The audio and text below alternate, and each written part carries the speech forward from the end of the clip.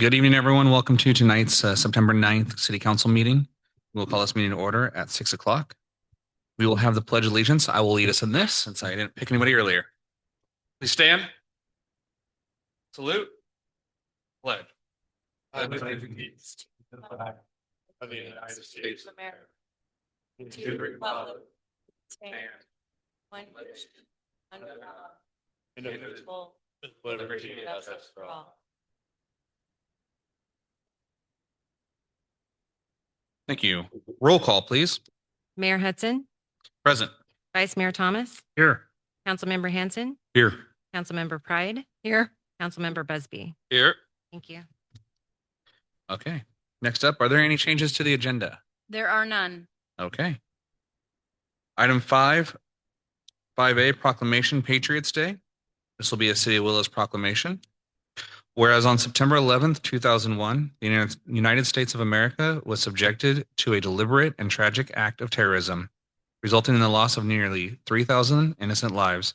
And whereas the people of the City of Willows join all Americans in remembering and honoring the men, women, and children who perished that day, as well as the families whose lives were forever changed.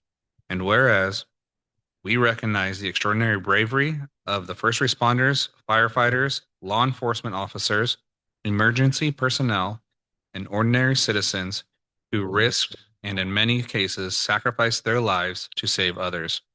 And whereas Patriot Day also serves as a reminder of us of the strength, unity, and resilience of our nation in the face of tragedy,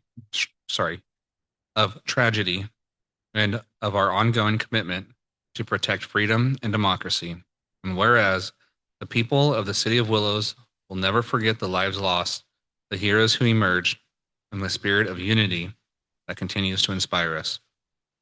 Now, therefore, be it resolved, I, Evan Hudson, Mayor of the City of Willows, and on behalf of the Willows City Council and the citizens of Willows, do hereby proclaim September 11th, 2025 as Patriot Day in the City of Willows, and call upon all residents to observe this day with remembrance, reflection, and gratitude.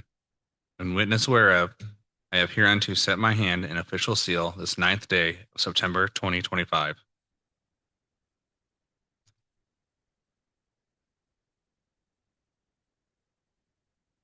Is the VFW here to receive these? Okay. I'll read them both and then I'm assuming you guys are going to be receiving them both. So we'll do them both. And then if you guys have anything to say, we'll do that after both of them. Perfect. Item 5B, Proclamation, National POW MIA Recognition Day. Whereas since World War II, more than 500,000 members of the United States Armed Forces have been taken prisoner, and more than 81,000 are still unaccounted for. And whereas National POW MIA Recognition Day observes annually on the third Friday of September, honors the extraordinary courage of American service members who were prisoners of war, those who remain missing in action, and their families. And whereas this solemn day reminds us of our nation's obligation to account for every service member who has not returned home, and to support the families who continue to endure the uncertainty of their loved one's fate. And whereas the City of Willows joins communities across the country in reaffirmation our commitment to ensuring that America keeps faith with those who sacrifice so much in defense of our freedoms. And whereas we recognize and honor the resilience, patriotism, and service of our former prisoners of war, while remembering with reverence those who have not yet returned. Now, therefore, be it resolved, I, Evan Hudson, Mayor of the City of Willows, and on behalf of the Willows City Council and the citizens of Willows, do hereby proclaim September 19th, 2025 as National POW MIA Recognition Day in the City of Willows, and encourage all residents to pause in reflection, remembrance, and gratitude for those who endured captivity, those still missing, and families who await their return. In witness whereof, I have hereunto set my hand and official seal this 9th day of September 2025.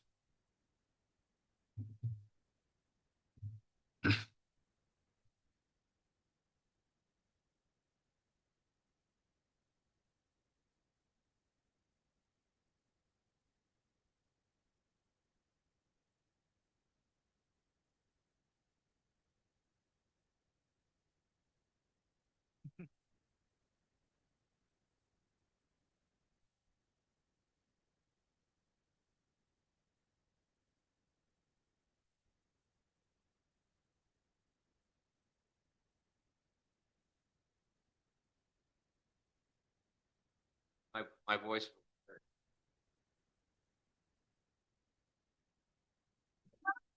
Hey for you. Third. Good activities. Your school starting at Walden, Murdoch, in the intermediate. 8:30, final line. We'll be using the fire truck, ladder, flagpole, having ceremony. Remember, my part, I was a scoutmaster for 20 years. Two older boys. We were a national jamboree.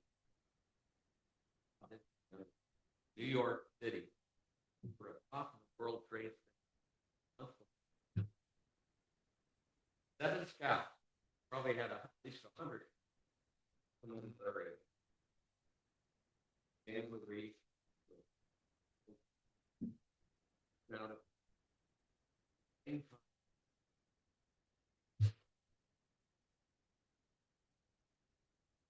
At a reunion. Now.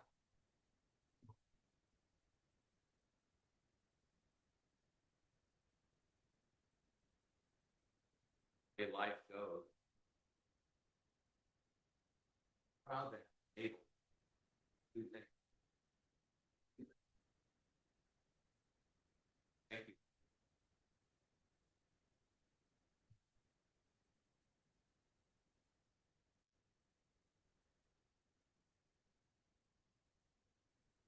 Thank you, and thank you for your service. Next up, item 6A, presentation on transient occupancy tax audit and monitoring 2021 through 2024. And this over to City Manager Marty Brown. Good evening, Mayor, Vice Mayor, and council members. This item has been a little bit of a while in coming. As you may recall, last fiscal year, the council approved conducting a one-time audit of our transit occupancy tax for the city's motels and hotels. After the report came out, there were some motels that were not in compliance, and we moved forward with trying to bring those motels into compliance and wanted to wait until all letters had been issued to those that were not in compliance before bringing forward this presentation. Members of the council did show an interest in having a presentation that would explain the process and how the audit is conducted, and then a brief overview again of the report, because there has been some progress on the compliance since the initial draft report, which was shared with the council in the spring. So with that, the audit was completed by HDL, and Carrie Calloway of HDL, who led the project, is here on Zoom to present the results of the report and also an overview of how they go about doing the actual TOT audit. With that, Carrie, I'm going to hand it over to you. Great, perfect. Thank you so much. I'm going to share my screen so you guys, oh, hang on. It says I need to request to be able to share. All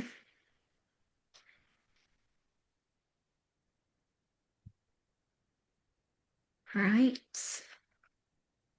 Make sure y'all can see. Are y'all able to see? Yes, we Yeah. are. Perfect. So first, I just wanted to give you guys just a high-level overview of our audit process.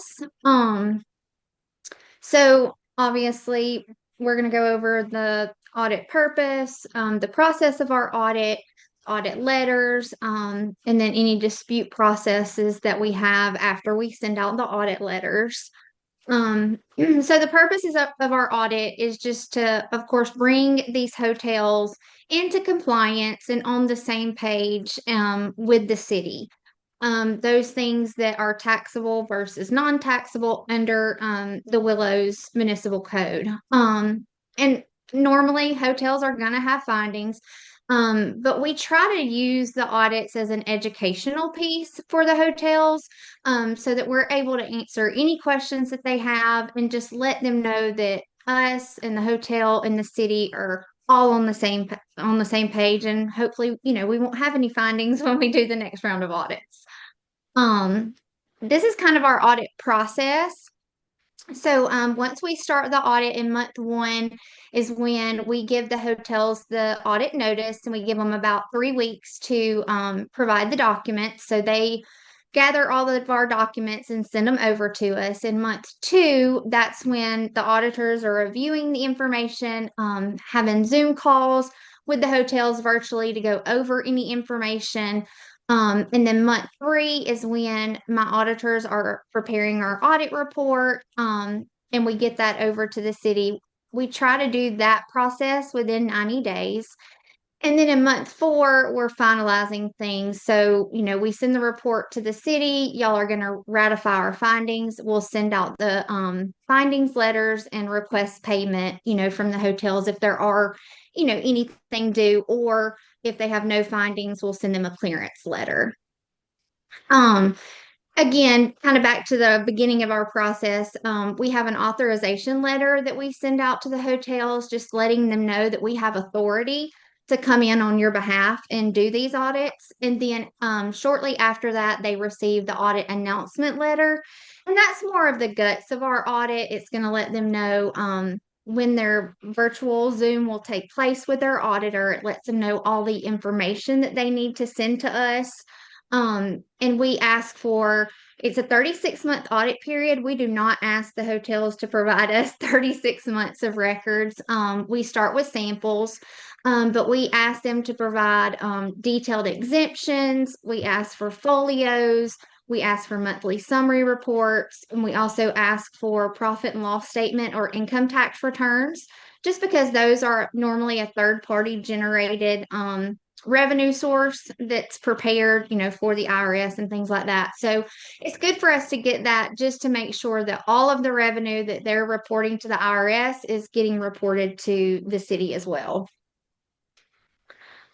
So again, we're using the city data that they've provided on their monthly returns. Again, we're looking at the 3 years.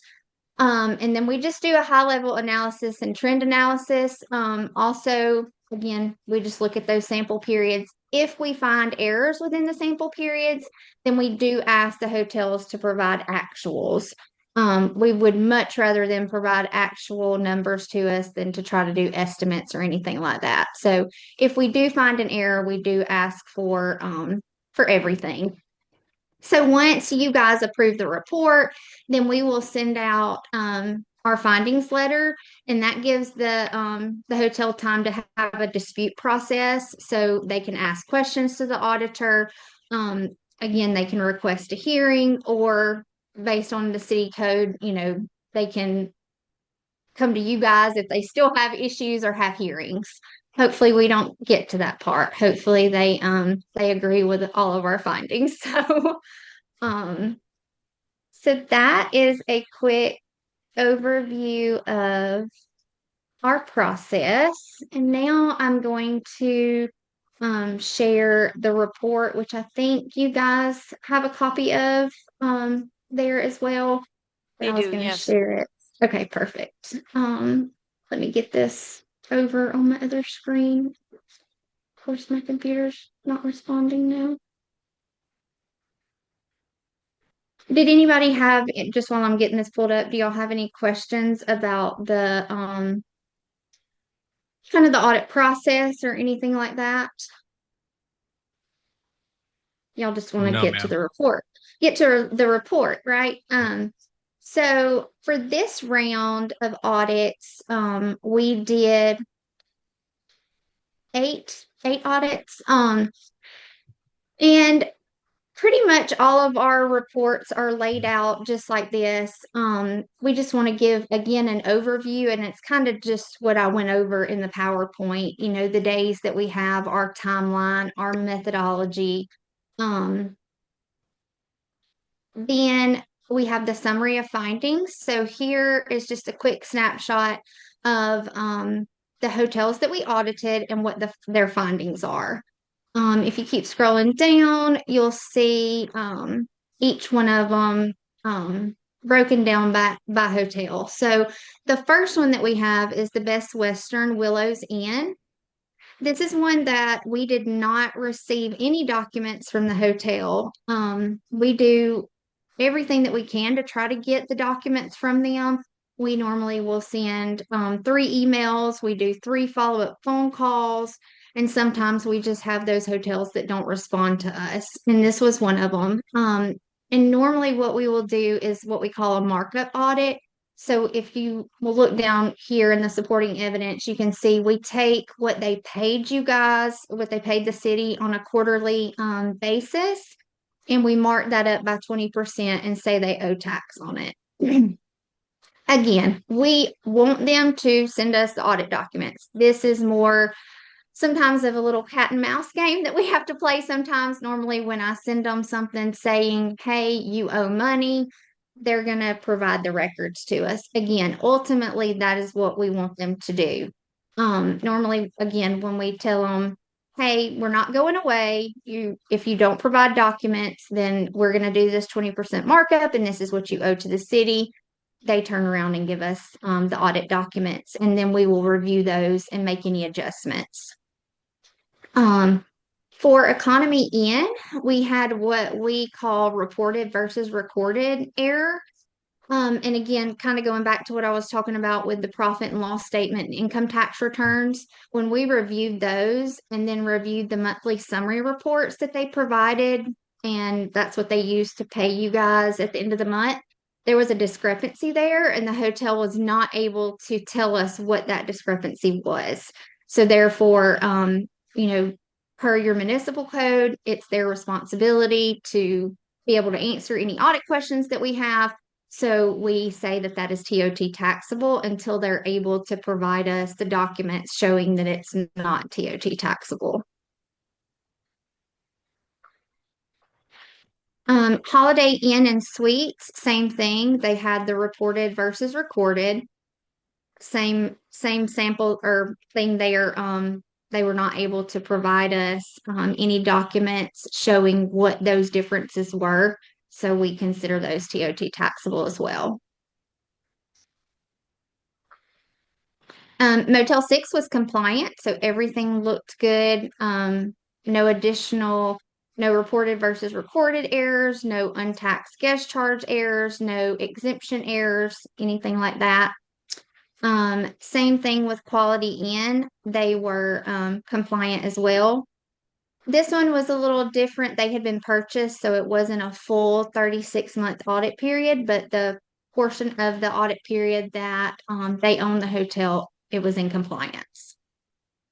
And then we did have some reported versus recorded errors originally on the Super 8, but those were changed to compliant. And then the Willows Inn was compliant as well. Carrie, just to clarify, I think from the original first draft of the report that you gave the city versus the one that's in the packet tonight, the only real change was the Super 8. Is that correct? Yes, ma'am. Just wanted to clarify for the council because before the packet was released on Friday or Thursday, they had seen the draft report way back in the spring and Yes, Super 8 ma'am. That was back in March. Yeah, and Super 8 was not in compliance at that time, so that has been corrected. Correct. And I'm pulling that report open as well. I think that's the only one that's different from this report at this Super time. 8 and Motel 6. Oh, okay, Yes. okay. So those had discrepancies when you got the March report and they've been resolved. Yes, ma'am. That's correct. And they did not end up owing us anything, by the way. No, ma'am. They were compliant. And both of those were the same. They were reported versus recorded differences. So it's not unusual for those to change and then provide the documents to us once we send those letters out. The other three have received their letters. They've been sent out, which is why I was ready to bring this forward. It has taken quite a long time to get responses and from some of the motels. So we're still waiting to see what comes of the three that have been issued letters about that are non compliant. Correct. Anybody Okay. have any questions? Questions from the council? Councilmember Thomas? None. Councilmember Pride? No questions. Councilmember Busby? Is this the first audit that we have done for TOT since you've been here, Marty? Yes, it is. And do we have any kind of documented non-compliance for these audits in the past before you were here? Not that I'm aware of, but Councilmember Hanson would probably be the most knowledgeable of whether there was ever a TOT audit done in the past. Yes, HDL has performed audits here. I know general business audits, and I'm pretty certain that at least once they've audited the hotels. But it was probably a while ago. It's been years ago. I'm pretty confident that when Steve Holzinger was city manager, this was done, and I'm pretty sure that when Wayne Peabody was an interim city manager, it was done as well. But it's been done before. Carrie may be able to answer that question as well. I don't know, Carrie, do you have any looking- knowledge of that? Let me, yes, We have I can- utilized HDL services in the past, and it's always been extremely helpful. And there have been a number of findings over the years. I don't want to derail or anything like that. I can get that answer later. I just wanted, just out of curiosity, if we have like habitual documentation chasing.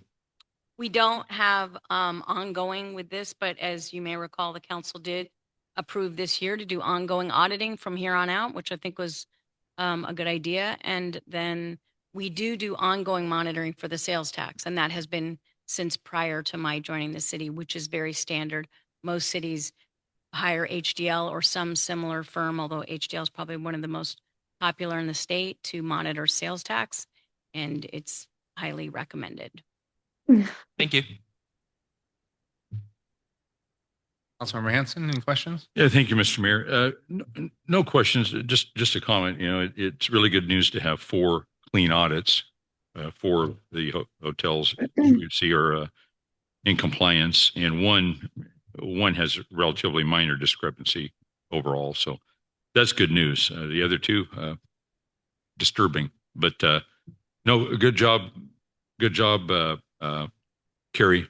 It was Thank you. it was a complete comprehensive audit report, and easy to understand with a lot of information in it. And I Good. you know, a good job. But I'm going to put you on the spot, and you don't have to answer it. But I'm just curious. Your accent's really cool. Okay, really like it. Really like the delivery. I could listen to you all day. What you. what part of the country do you hail from with that accent? I could guess. You want to guess? Well, you know what? Texas, Alabama. Alabama. No, I was too far. Okay, I was going to go farther east, but I like it. It's good. Well, No, Well, thank so, you. Thank Good you. presentation. Good job. And Thank you. it does help sometimes with taxpayers because they say the same thing. They're like, just keep talking, and Yeah. we'll send Yeah. you whatever you Yeah. need if you'll just keep talking. So To want an Um, auditor to keep talking is amazing. Anyway, Right. thank you. Thank Well- you for answering that stupid question. no, Appreciate you are good. Thank you so much. And I'm glad that you were able to go through the report and it was understandable. That's one thing that we have really tried to ramp up on our audit side over the year. So I'm glad that it was able to answer all your questions and things like that. So I appreciate that. No, you're welcome. Good job. Thank you. Thank you. Thank you. I do have a couple of quick questions for you before you disappear on us. Yep. When it comes to the Best Western, how would we receive those funds if they're not responding? So if Or is they that- don't I don't know if that's a you respond, question or not, but Yes, it is. So now that we've kind of presented this to you guys, and can talk with Marty about this too. I would like to send them another letter, giving them another I'm not sure in your code, I didn't look at it. It's either 10 or 15 days for them to respond. And then if they don't, then we would need to turn that over to you guys. And then your city attorney can start their process of placing liens on the property and things like that.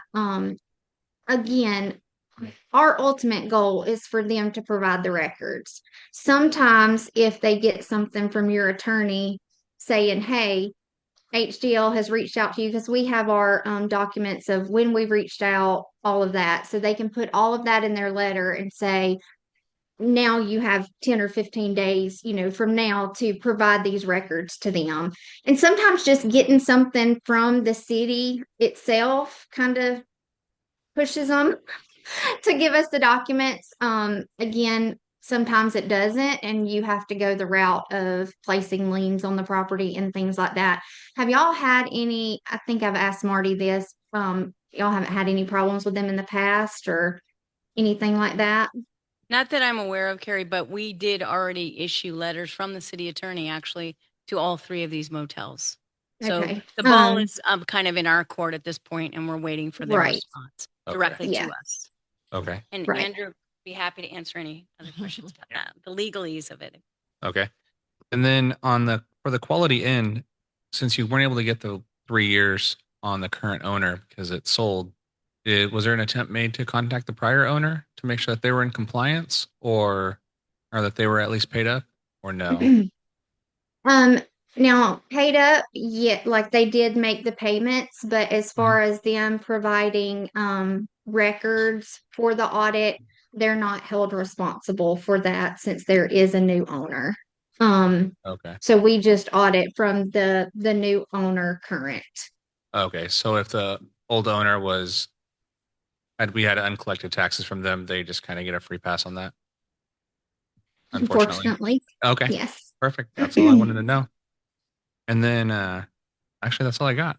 The other questions were answered by my colleagues. So I appreciate your time. Perfect. Thank you so much for Yes, taking your time out of no your day. problem. And if y'all have any other questions after this, just let me know. Like I said, we want to do everything we can to assist y'all in getting these funds collected, or again, with the Best Western that's not responsive, getting them in compliance and making sure that they were, current and up to date on everything. So anything we can do to help, just let us know. Perfect. Okay, Thank Thank you. you very much, Carrie. All right. Thank Thank you. you. It was nice to Thank see you you. guys. Thank you. Have a good evening. Have a good You night. too. Bye bye. Bye. Okay, onward. Item 7, public comment and consent calendar forum. All items on the consent calendar are considered routine and may be approved with a single vote unless removed for separate discussion by the council or city manager. Individuals wishing to speak on consent items or matters not on the agenda are asked to complete a speaker's card and submit to the city clerk. All remarks shall be directed to the mayor and council members and are limited to 3 minutes. By law, the council cannot discuss or take action on items not listed on the posted agenda. Also, a heads up, we do have a new lighting system up here. It's going to have some beautiful, colorful lights. When you're speaking, the light will turn green. When you have 45 seconds left, it will go to orange or yellow. I haven't figured out which color it is yet. And then at 30 seconds, it will start blinking. Once it turns red, your time is up and we will turn off the mic. So just a friendly reminder. We're trying to get into our compliance as well. Let's see here. Item 7A, register approval. Item 7B, minutes approval. Item 7C, SB 707, letter of opposition, open meetings, and teleconference requirements. At this point, I will leave it to my colleagues. Mr. Mayor, if there's no disapproval, I'll move to approve the consent calendar as presented. First, I'll open it. Sorry. First, I'd like to open it up for public comment. If there's any public comment on any items or nothing on the calendar. Okay, seeing none, we will go ahead. And I do have a first. Second. And a second. All in favor signify by saying aye. Aye. All right, motion passed 5-0. Item 8, discussion and action calendar items. All items on the discussion and action calendar will be discussed and acted on individually. Individuals wishing to speak on these items are asked to complete a speaker's card and submit it to the city clerk. Comments should be directed to the mayor and council members and are limited to 3 minutes. By law, the council cannot discuss or take action on items not listed on the posted agenda. Our first item, item 8, mandatory refuse and recycling collection ordinance. Joe, would you like to make the introductions? Yes, absolutely. Good evening, council. So the item before you today, basically the ordinance would require mandatory refuse and recycling service for all improved property from which solid waste and recyclable materials are created or produced within the city. This would go for commercial and residential properties. Mandatory collection ensures solid waste is contained and removed regularly, reducing rodent and vector activity, odors, and fire hazards associated with on-site accumulation. It also curbs roadside and alley dumping by closing the gap when some occupied properties lack service, which in turn can lower code enforcement complaints and staff time spent abating the issues. The main goal of this ordinance from the staff perspective was to mandate collection so that we can reduce accumulation and, like I said, health and safety risk and lower our code enforcement compliance. Currently, in the surrounding areas, Orland, Shasta Lake, Mount Shasta, and Anderson. Anderson is looking to get theirs going in 2026. No significant adverse impacts are anticipated. Adoption provides a consistent enforcement tool to prevent waste accumulation citywide. And how we would regulate this, we've got to, if this ordinance is adopted, this would be the first reading. We'd come back for another public hearing. And then we'd work with our waste management rep and modify the franchise agreement to include the language in the ordinance in our franchise agreement, working with their lawyers and those people. This ordinance mimics the Orland ordinance, not to a T, but we use their example knowing that it's something that has already been adopted by the city of Orland and worked through with waste management. Other than that, Deanna Ramirez is here from Waste Management. She can help me answer any questions. I currently do not have data on the number of households with service and the number of households without service, but we are looking to get that and can provide that at a later time. So with that, I'll take any questions. Councilmember Thomas? Not at this point in time. Okay. Councilmember Pride? When I saw this in our agenda packet on Friday when it came out, I was just a little bit surprised because it was the first I'd heard that we were even considering it. And to see a first reading of an ordinance when there hasn't been, to my knowledge, any council discussion took me aback a little bit. When I read through it, I did have a lot of questions, as I seem to do frequently. One of which was I didn't see in the staff report really clearly stated what's the problem that we're trying to solve by mandating garbage collection, rubbish collection for our community members. So some of the questions I asked prior to the meeting were, how has this been a negative impact on the city? We did get a response from staff that I think they said there's been 11 issues in the last 2 years. I think it said. I'd have to read it again. For me, asking our community, mandating that they pay for a service that they may or may not need or want goes against the grain, especially with very short notice to think about it. When I read the additions to the code and compared it to the existing code, currently the existing code prior to title or section 8.05.060, which is the new section, under the definition of both garbage and receptacles in section 0.020, it says that garbage,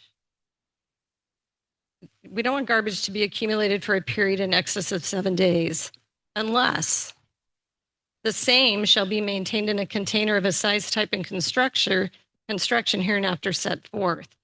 So the code currently says that you can have garbage on site for more than 7 days if you're containing it in a manner that is acceptable under the code. It's kept covered and whatnot. And then similarly for rubbish, section 3 of 0.020,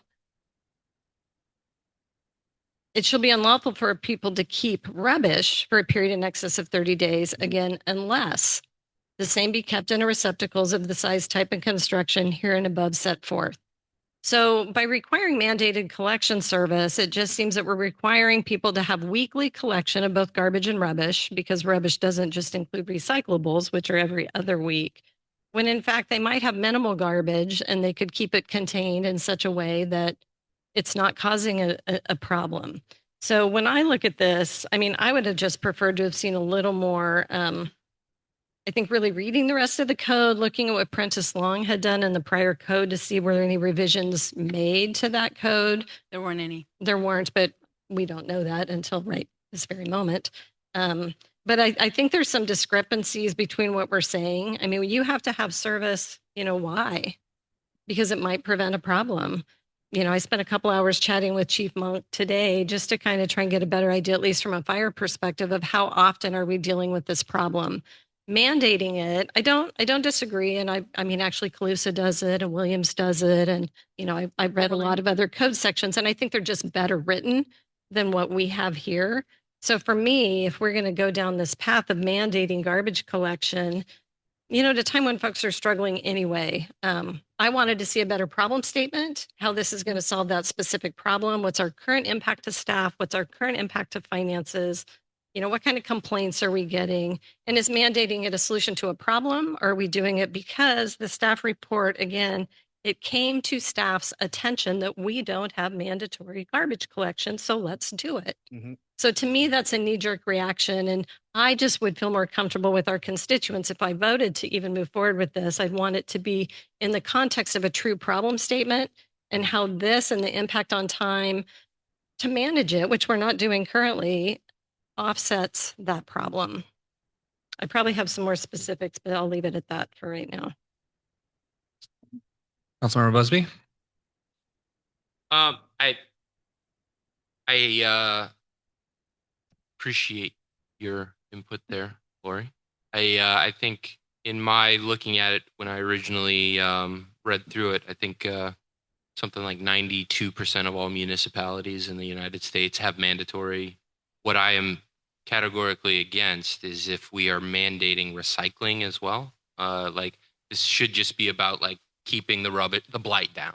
Let's keep the blight down, the fire risk down, and everything like that. The places that I have seen have really, really bad luck with this is if you mandate separate receptacles, like mandate everybody has to have a recycle bin, that goes extremely poorly for most municipalities that enable it.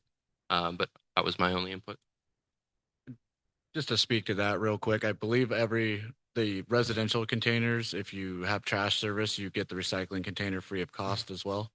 And we do have a mandatory SB 1383 for commercial recycling. Sure, I'm happy to answer any questions that you guys have. So currently right now with residential service, recycling is included with the trash. So it's like a bundle if you think about it that way. The green waste is optional. So for those folks that want to opt in and collect green waste, they have the option to be able to collect that. As for any state requirements, AB 341 is the mandatory commercial recycling. And those are for commercial businesses that have 2 yards or more of waste trash per week collected, then they have to have some sort of a recycling program associated. And that program does not necessarily need to be with WM, meaning they could backhaul, do bales, things that we don't necessarily manage. So I want to be clear on that as well.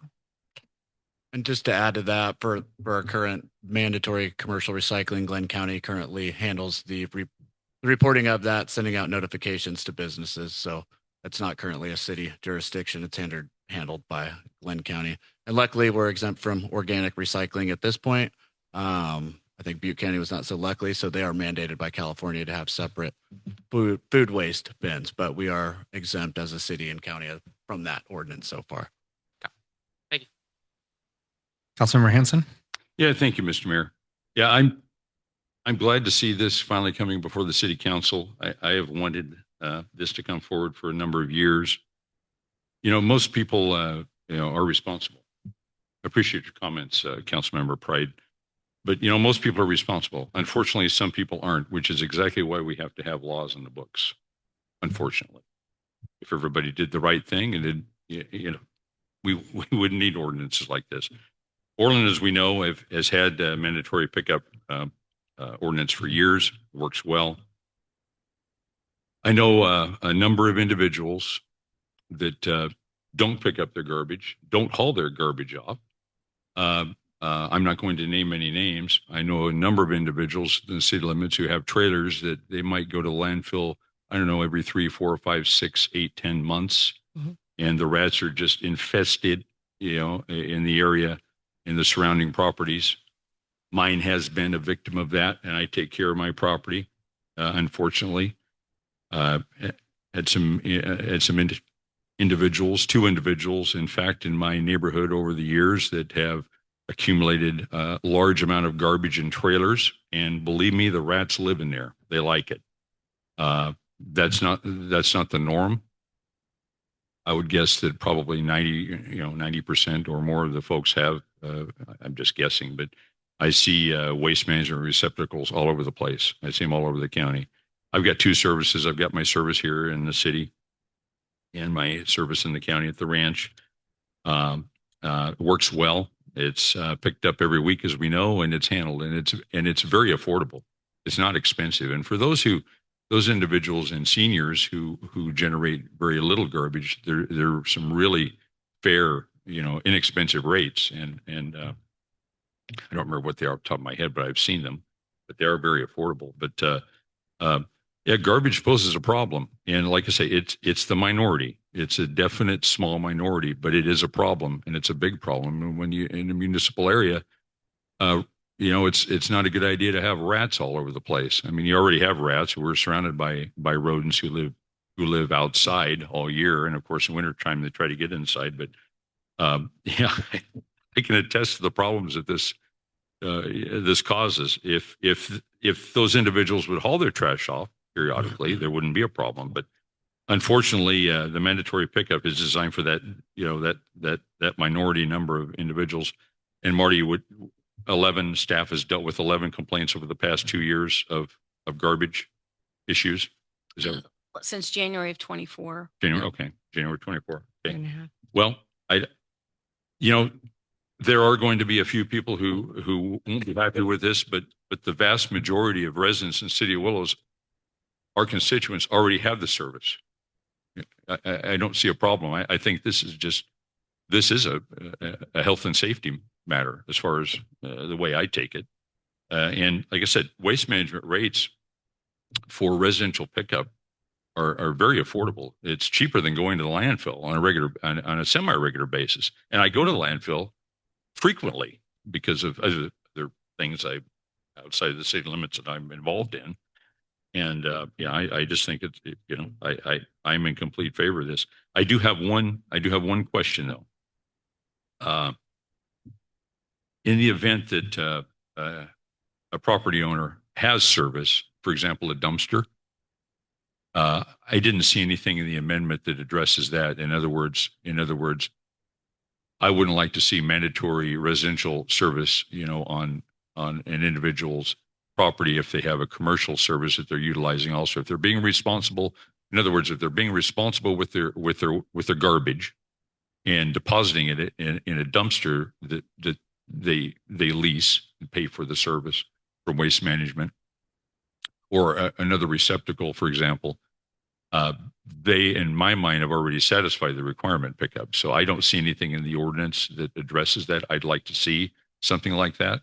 I don't know if Orland has something like that, but I mean, in other words, I'm not in favor of requiring, if an individual is paying a lot of money for dumpsters and they're expensive. I've rented them before. Commercial? The commercial, they're expensive. In other words, if you have a commercial dumpster and you are depositing your garbage in that dumpster, you're doing the right thing.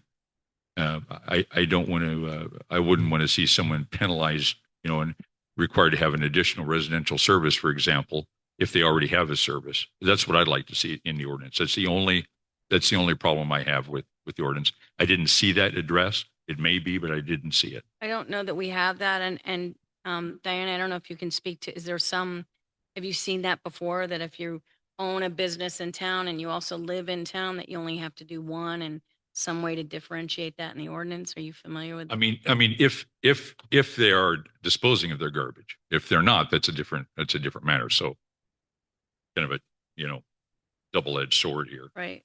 I have seen in other jurisdictions, not all jurisdictions have the same, but a list of exceptions to mandatory service.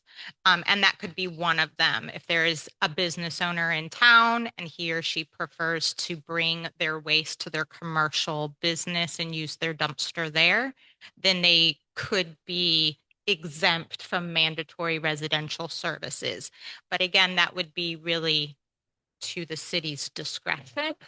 And we would discuss that at the time that we would talk about our agreement. Well, there are some individuals that they're handling it that way, and I mean, they're taking care of their waste responsibly. I wouldn't want to, you know, have an undue additional financial burden placed on them. They're already doing if they're already doing the right thing. So I'd like to see some wiggle room in that ordinance. I think, yeah, and we've seen examples of that language that we can include in it that are, you know, if documentation can be provided of a service outside of your, you know, something to that effect. If they can provide documentation that they're getting the waste picked up at another location within town, or it's on that 7-day kind of reoccurring schedule, we can look to have an exemption put in there for those kinds of things. There's de minimis exemptions too, where there, you know, there's a certain amount of waste generation that is excluded as well. So we can definitely check out those. If the council wants Exemptions. to just direct us as a friendly, if you're going to move forward with this Yep. as a friendly amendment, we can work out the language. We know what you're describing and what you'd like to see, and we could just move forward with that. Or you could continue the item and we could come back with a revision and bring it back to you. Yeah. on the Well, 23rd. well, thank you for entertaining my thoughts, and that's all I had, Mr. Mayor. Thank you. Thank you. Marty and I Joe. do have a couple questions, and I don't know which of you two will be the best to answer. So I'm going to throw them out there, and you guys can decide. I've seen some of our apartment buildings using trash receptacles rather than large dumpsters as waste receptacles. Do they have to pay for the overflow on their cans the same way a residential person would have to? If Good they do point. that, if they do that too many times? Can you, I mean, is it too much to give us an example of like, because I know 600 Humboldt has dumpsters. Actually. 100 blocks South Shasta, And 100 block on North repeatedly. They on use North individual Villa. cans. They use individual cans for each unit.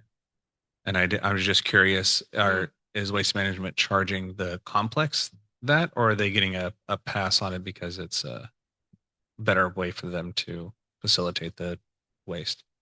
According to the state of California, any multifamily that has 4 units or more, so that would be 5, right? Mhm. Would be considered multifamily. It's really up to the property owner to determine what the best way to collect the waste would be. Okay. In terms of, are they going to do it residentially or are they going to do it commercially? Commercially, usually that means that the property Mhm. receives one bill for all of the receptacles. Okay. Okay. And then residentially, that means that we are billing each individual unit Right. More like PG&E individually. would, right? Correct.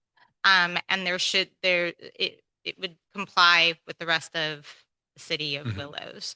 They would be receiving, if there were any kind of incidences of overage or contamination, they would be So receiving. if there was an overage, then it would go to the complex owner, not, they're not getting a free pass then on that. Possibly, yeah. And okay.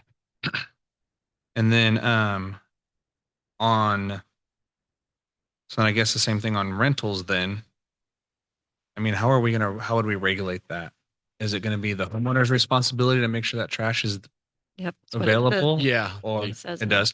I'm sorry, I haven't had a chance to read No, this. I no, had a no, lot going on no, this no. last week. So It would be the property owner, and obviously they can make an agreement with the tenant that they're paying it, but our action would be towards the property renter. The mandate would be towards the property renter. We would, when we do notifications, we would send it to the owner address if available. Mhm. Sometimes it's not always, and then we would send it to the tenant. But the way that we would enforce any penalties or people not subscribing would have to do with the property owner himself. So at the end, or themselves. So at the end of the day, they would be the ones ultimately responsible for subscribing to the services if this was Okay. passed. and let's see here. Sorry, with the green waste being optional, an optional service charge, right? To have that bin. Is that something that these homeowners can just get their regular trash and then their green waste in there? Or do you guys take that to a separate facility to have it? Like, I'm wondering if, you know what I mean? Like, if somebody has like a small lawn, do they have to get an entire green waste bin for that? Or is that, In looking at our current agreement, if there were no changes to the green waste collection, then it would continue to be optional. okay, So to be clear, this is for, discussion on a city ordinance. This is not changing our agreement. There's no changes to services or anything Right. right now. So But my question is can they put their green waste in the regular trash can? And they're not so gonna, be penalized. yeah, that's what, It's not a okay. penalty. That's what I was kind of curious about. Cause I know some people that do that they do the dumpster or the trailer idea. It's because they throw everything in there and take it out. So I just didn't know if that was gonna be an option for them or if Yeah. I had to worry about, Contamination is only if trash gets into recycle or into green waste. okay, That's considered contamination. okay. To answer that question. And then how and who is tracking who's received this service and not, and how often is that being checked? Would that So- be checked? Yeah, that can will be a discussion when we do the franchise agreement. My initial thoughts on it is that we're doing something like a quarterly report where we get subscription service drops or additions from Waste Management. And then we would check that against our records of dwellings like we would do with sewer fees or things of that nature. So we would check those subscriptions. We would send notices out that, hey, you do not have collection service. You're in a livable dwelling or commercially improved property. They would get their 10 days to dispute that claim, and then we could move on to enforcement if they don't have a subscription to it. Or if we end up putting exemptions in it, they could explain their exemption at that point in time. Okay. But yes, it would be a report, most likely, if amendable to the franchise agreement, generated by Waste Management, and given to us, similar to what the county does for mandatory commercial recycling. They receive an annual report that shows the amount of recycled waste, Okay. and their notification is sent. And out, then, but- Joe, you mentioned enforcement. Mhm. Who and what's the financial impact of enforcing this that we would expect to Yep. see? So currently it's not set up for fines or anything of that nature. It would be so the annual part of it would be kind of coming through and assigning it like weed abatement does to put on their property taxes if we didn't get compliant. So we would have the authority to enroll them in that service and then be able to place a lien or a special assessment on their property taxes to recoup that money. Okay. Is how the code is currently written, but there are various options. And I'm like that. sure that was all spelled out in here. I do apologize. I haven't had a chance to read it all. But honestly, I'm have to say that I like the idea of this. I think obviously there's been a couple little finer points that have been pointed out that maybe we can take a look at. I think that this will be a big thing. It will definitely slow down some of the illegal dumping that I have seen happening in commercial and city dumpsters. And hopefully give them their own option to take care of their own trash instead of dumping it on everyone else. So That'll be good. with that, I will open it up to any public comment on the matter. Seeing none, pleasure of the council. Can I ask an additional question? Oh, go ahead. Just looking at the other code sections, so when we drop in the new section, so the prior sections to that where it's literally talking about unlawful accumulations, regulations for accumulations, are the other sections standalone or do we need to have some nexus between them? Because like, again, in section 805.020, item 2, it says you can't have more than a 96-gallon container. And then we're only talking about improved properties, which could be commercial, they could be dumpsters. I just think there's some language here that it looks like we just wrote a new section and dumped it in there. And it doesn't feel like it flows. We don't talk about timeframes. We don't talk about annual. We don't talk about quarterly.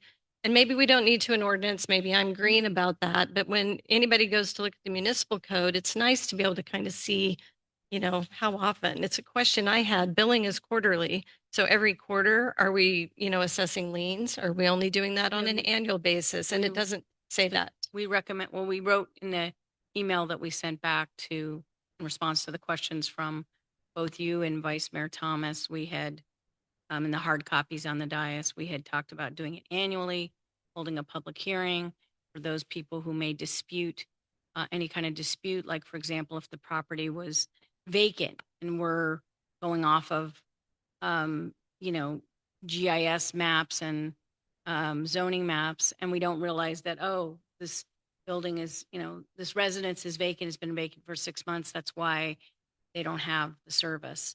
That like on an annual basis, we'd hold a public hearing and we'd have a chance before the council to evaluate anybody's protest. And then after that, do Right. some sort of lien. The other codes for other cities I looked at spelled that out in the ordinance. So based on the responses to our questions, are we going to see that added to the ordinance, or is that just what we're talking about and that's what we say we're going to do, but we're not codifying it? Or I putting guess it think into our that's where we ordinance? send you guys back with some Yeah, I- suggestions and bring it back a different meeting possibly. Yeah, I mean, again. if you would like to That would- continue the item, we can go ahead and address what Councilmember Hanson brought up and what Councilmember Pride's bringing up, and bring back more of a package and discuss the nexus between chapter 8.05 and how that would work, if that would be helpful. So- I mean, I'm liking that because I just think definitions of garbage and rubbish, and then we're talking about solid waste, and it just feels like, So what I didn't want to do was rewrite this whole code in the middle of an update. So I did make some adjustments to this piece of it and just wanted to bring forward to see what the reception was going to be from you guys if you wanted to move forward with the mandatory Mhm. rubbish, removal, but totally get that we can, go back and look at these things and then bring that forward. But rewriting the whole chapter and aligning definitions for that is kind of the bigger point of the Prentice Long piece of this chapter. Well, maybe that's a good point. Maybe what we do then instead is take this and hand it to Prentice Long, your colleague, and say, here's what we've done so far. Here's the feedback Yeah. we got.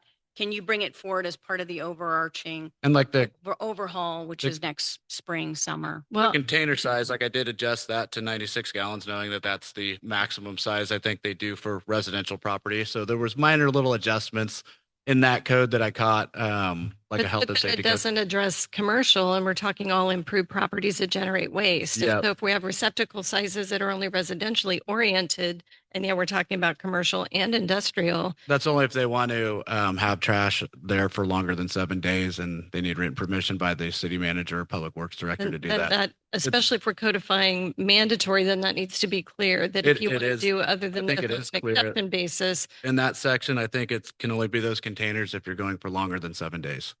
So we would never have that problem if it was mandated. I think it'd be nice to just play around with an exception area and what's covered under exceptions. I mean, this is, in my mind, it's very muddy. I think Um, that we have a general consensus though that Yeah. it's something that we like. Mhm. Obviously, there's some tweaks that we would like to see made to it. So if it can go to Prentice and Long and get some updates, and maybe the council members that have some suggestions, and email the city manager or you, Joe, and Yeah, we'll get that. go ahead and give what Joe's done already to Prentice Long with the additional feedback you've given us tonight, and ask Sean to, flow that into the overall Okay. update. And there is a lot of Come good back at sorry. at a later date. And there's a lot of good examples up there, like the exceptions and things like that, we're not going to reinvent the wheel on it, that they can look at and put in there. But, they're out there. Okay. Kind of wanted to keep this kind of basic to the point. And then the other fact is on codifying stuff and making it so tight, we still have to work with waste management on how this is going to work with our franchise agreement. So I just caution against getting too specific on monthly reports or checking in on those things Mhm. without their involvement into that. So I think we'll Right. need to, it's kind of the cart before the horse. We've got to kind of have them integrated and make sure that what we come up with is something that they could be amenable to. So we'll run it through their Yeah, Well, lawyers, I'm sure. First, agree make with- sure I'm not I- coming back. with something. absolutely. Yeah. I think you do have a consensus though that overall the idea of it is a good idea. So, and then we'll kind of let you guys work out the finer details, as that's your wheelhouse, and our wheelhouse is to poke holes in it at times. Yeah. Mr. Mayor, I agree. It just needs to be dialed in on a common sense basis. Yep. Do we need a motion? Well, actually, Mr. Mayor, Yeah. I do have a comment. Yeah, I don't think you've commented at all, actually. Well, I haven't really, because I wanted to listen first. This seems to be pretty heavy burden on the staff for processing all of this. Before you start to speak, a lot of information has to come from waste management. So is this an entire city burden, or is it a joint burden between waste management and the city to manage this mandatory? Because it benefits the city, but it also benefits them because they pick up customers. Absolutely. Yeah. So is it all the city's burden to manage? It would seem to me that the waste management would have a certain portion of this to manage as well. I think we could go for whatever we wanted to in the franchise agreement portion of it. I think there's going to be best practices that we see in other areas when we look at them of how far they're willing to take it with the city ordinance that's currently City of Orland, sorry. Ordinance is there. It's kind of as I described, where they're providing a report on who has service, and then staff is running that against a dwelling list, which is already provided to Glenn County, and then against commercial property or commercial properties, which is something it'd be similar to a sewer assessment kind of thing that we get from the Department of Finance, tax collector from the county.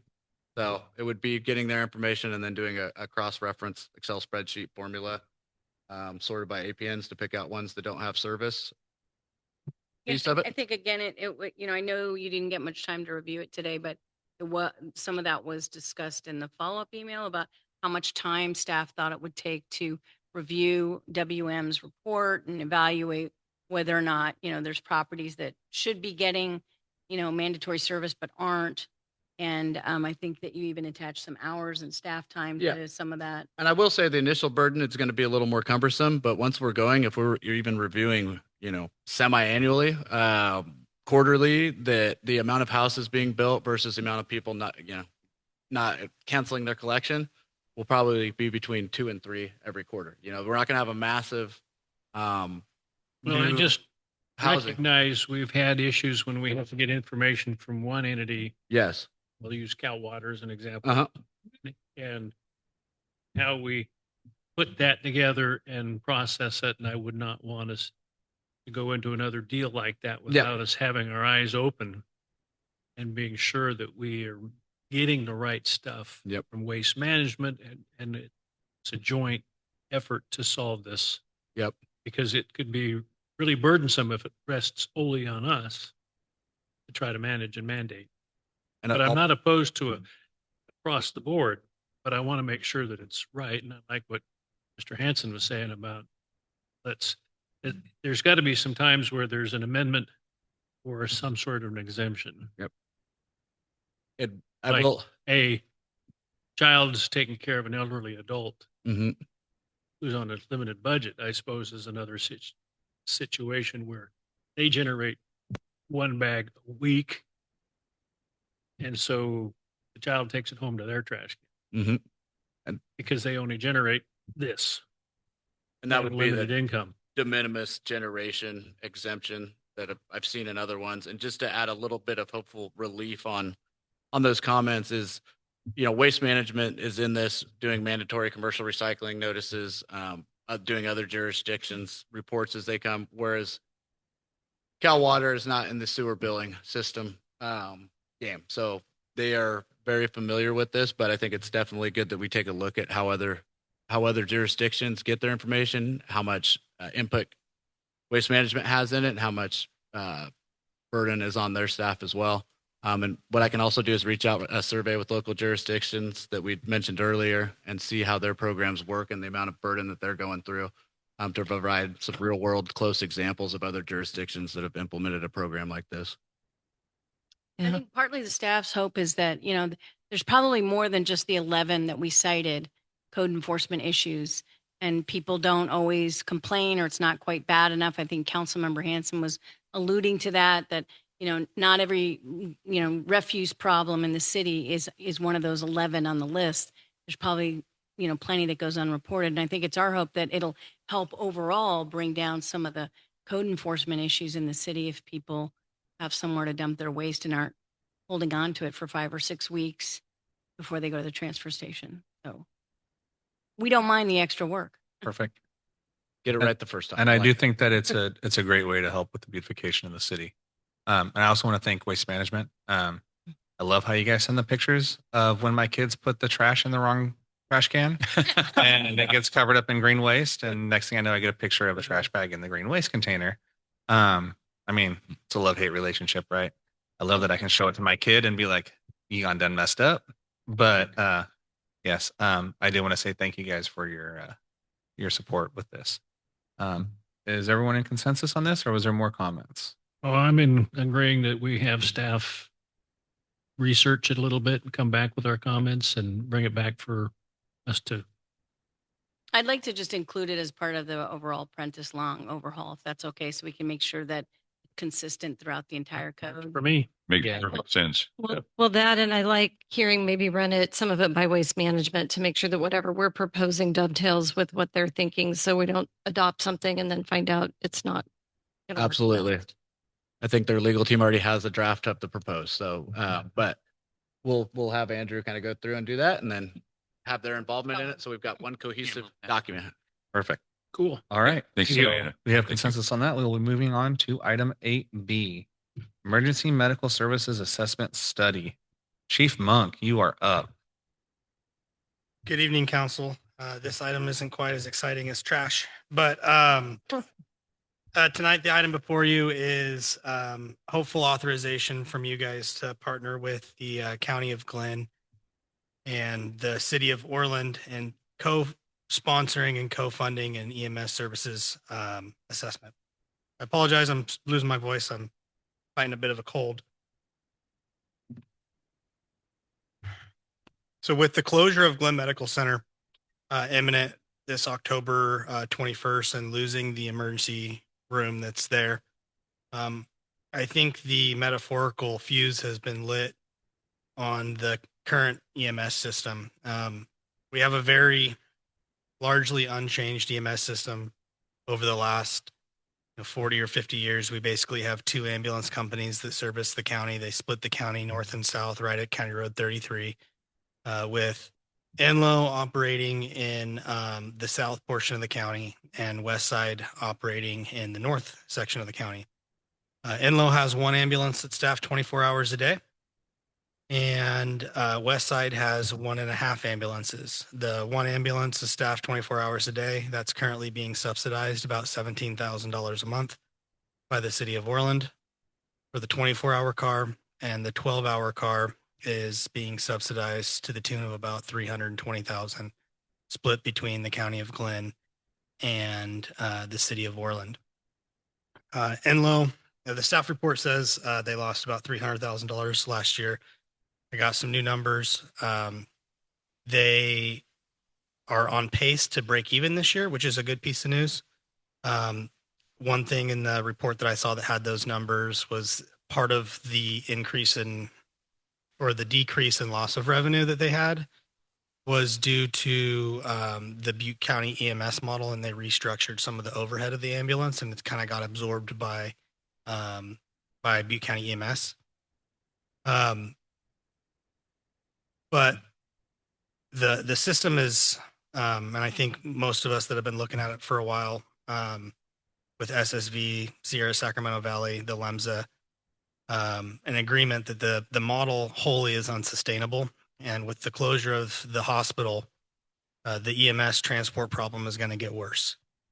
Currently, right now, for most of our medical aid calls within the city of Willows and the surrounding area, start to finish, that call lasts 30 to 45 minutes from the time that ambulance is dispatched. They drive 10 minutes there. They spend 10 or 15 minutes at the house with the patient, and then a 10-minute drive to Glenn Medical, and then another 10 minutes to clean the ambulance and get it back in service is 30 to 45 minutes. With Glenn Medical closing, it's going to be 2.5 to 3 hours per call.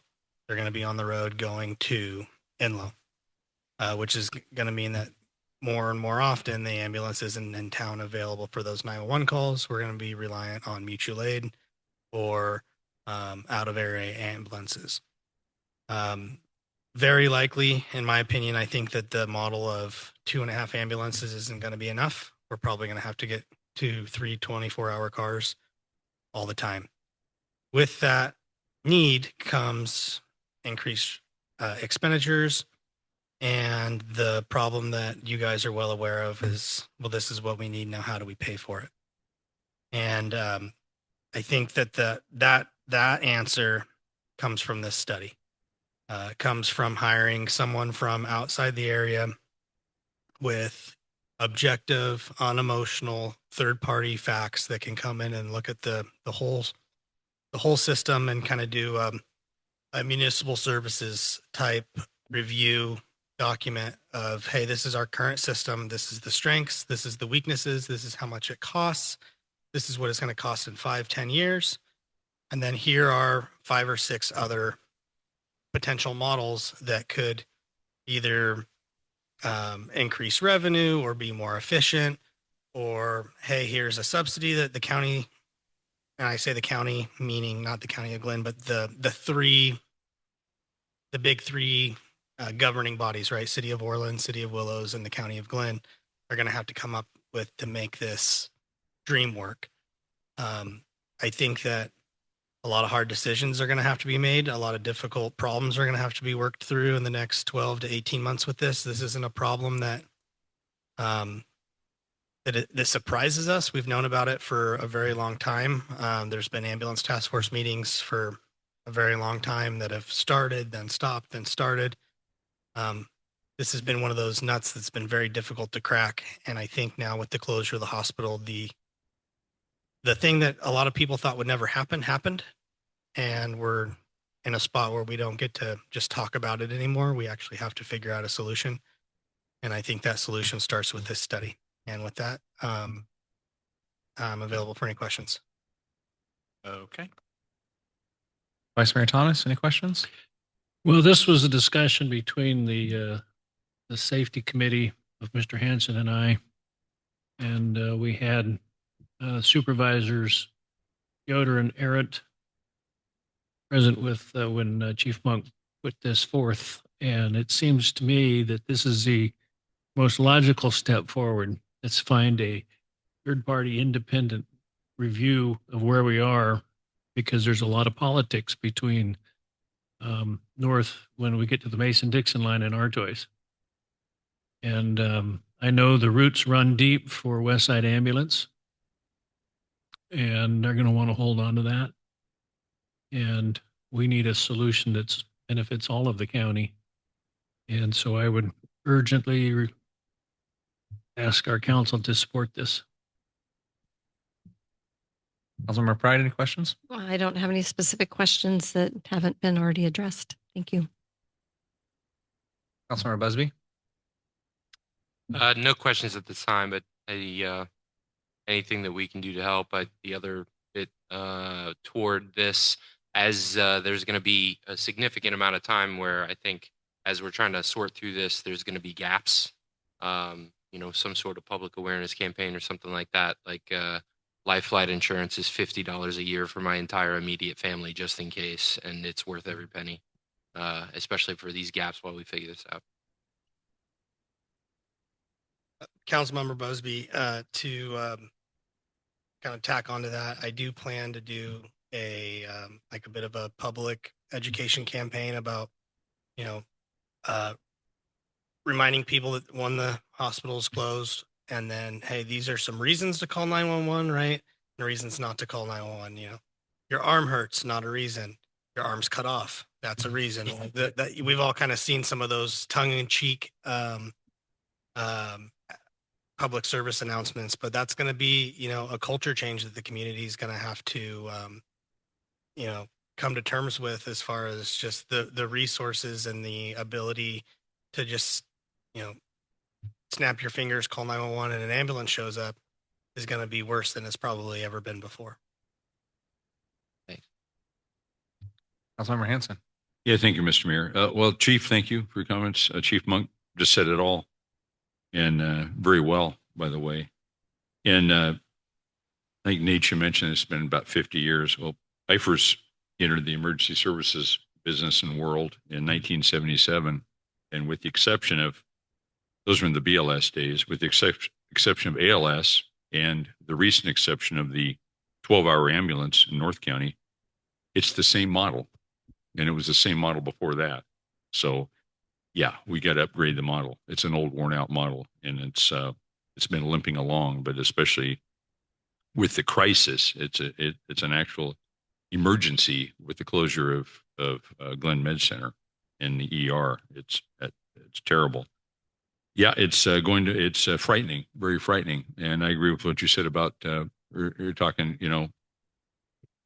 one more isn't going to be enough. But anyway, we need to do this survey. And like Mr. Thomas indicated, we had a very productive public safety committee meeting with our colleagues from the counts from Glenn County and yourself, Chief, and our city manager, Marty Brown.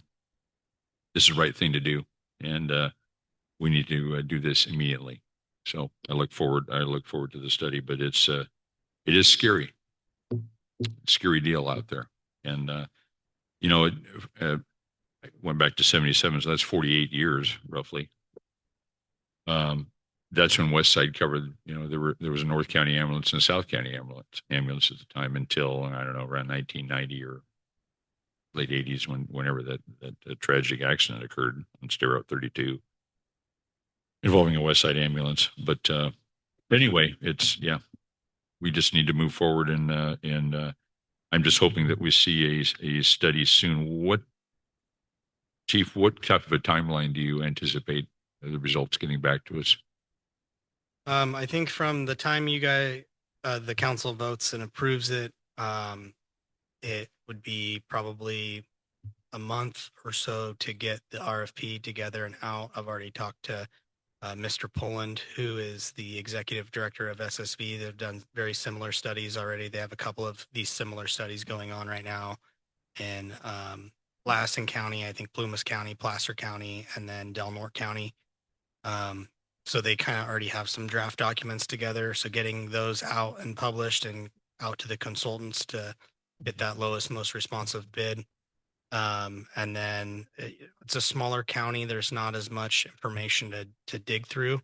Part of it's going to be, and with talking with SSB, they have a lot of the information that the consultants are going to ask for. It's just compiling it, right, and then putting it into a usable format. So my guess is hopefully within 3 or 4 months of picking the consultant that will have that document. Yeah, thank you, Chief. And also thank you for bringing this matter forward. Chief Monk, this was his recommendation after studying the issue. So good work, Chief. Thank you very much. One last thing on the ALS stuff. Just so the council, I know you guys are aware, you guys have, but also for the community, a few meetings, maybe 2 months ago, you guys approved the purchase of the EKG monitors. And I know I've put that in some of my biweekly updates that they've arrived. We started getting some of the ALS equipment. We are moving as fast as we can to get the non-transport ALS component up and going. So when this hospital closure happens, that we can have myself and Captain Lombard, who are trained paramedics that can provide ALS service while we're waiting for ambulances. So we're working on that as fast as we can. We're working with quite a few different entities. We have to work with, getting our medical director. I've been working with Inlo for our controlled substances, our narcotics and things like that, and our online base hospital stuff. So my goal is that by the first of the year, we'll have that program up and going. It's just a bit of a lift, but we're working through our PACE model, right? The PACE is primary plan, alternative plan, contingency plan, emergency plan. And the ALS non-transport is part of that model. And I think that it's going to do a good job to put us in a good position where we can provide the best service we can while we work towards that long-term solution. Thank you, Chief. Thank you. I have one question for you. Have you given this presentation already? I gave it this morning. I think I did a little bit better today than I did at the Board of Supervisors meeting, but I talked at the Board of Supervisors this morning, and they voted to approve it. And then Chief Cheney gave a very similar presentation to the Orland City Council on September 2nd, where they approved it. So we were we were the final leg of that 3-piece stool. And who, when this study starts coming down the pipeline, who is going to be the ones helping guide the decisions, helping gather information so that they can do the study and do it properly as far as So calls go and things like that? So ultimately, that's not fully my decision, right? There's 15 electeds involved in this, right? You got the 5 in the city of Willows, the 5 in the city of Orland, and the 5 at the county. My personal professional opinion is that we've done the big groups before. We've done the big ambulance task force meetings and EMS ad hocs where we've got all these people from all these organizations, and they met for years, and then they stopped meeting, and then they met for years again, and they stopped meeting with no real substantive improvement. And I think where we're at now is, you need the fire/EMS expert from the city of Willows, which would be me, from the city of Orland, which would be Chief Cheney. The county doesn't really have one per se, but their best one would be Dr. Garrison, the doctor of public health. So us 3 from each of the entities, and then with SSV's help, Mr. Poland and their team, to look at the study, look at the current state, look at the options, and go, okay, between the 4 or 5 of us, we think option E and B and A are the best in that order. And then that's when we bring it back to the electeds and say, hey, here's all the options, here's our best one, which one can you guys get behind? And if the option is, our favorite one, then perfect. If it's the second favorite one, then that's the one that we have the political buy-in from the 3 bodies. It's going to be a difficult lift because we have 3 totally separate elected boards or councils that all have different interests, that everyone's looking out for, their city, their piece of the county. And so that's where I think it's going to start to get hard, is when it's getting all the electeds, all 15, to go, okay, we want option 2. And then they'll go back to staff to try to build option 2 the best way, and then back to the electeds again. That's how I see it going. I think that that's going to be the most efficient and the most likely for success. This is a very non-political issue with a lot of very big political implications, and that's going to be the difficulty navigating, in my opinion. Thank you. Yes. Can I ask, so Chief, if the 3-legged stool that's working with the consultant is you and Cheney and Dr. Garrison, I wonder, you're all very much rooted in this community and in the county, and will come to the table with your own filter and lens as a member of the community and the culture of Glenn County. And the outside consultant, a lot of times what they do is they come and they look at the data and they say, here's the data and here's the data-driven decision I think you should make and I would recommend, because I'm not doing all that other stuff, right? I'm just telling you financially, this is the one I think you can afford and is the best one. Are you guys ready to sit there and hear that? Because it might be different if you're also thinking, well, so-and-so won't like that, or so-and-so is going to feel this way or that way. How do you see that dovetailing, knowing that, one side of the table's kind of got a culture behind it and a cultural perspective, if you will. The other one is an outside consultant that's coming in to try to help you make a data-driven decision. Have you guys thought about how you're going to reconcile that? Sounds like egos need to be set aside. Yeah, I think that with that group, there's a pretty good mix and understanding there. I think that it always comes down to a mix of conceivability versus feasibility, right? And so, and one of the quotes you taught me when I first started here was culture eats strategy for breakfast. And so while I think that we need to look at it very, very objectively and use intelligence before emotion when we make these decisions, that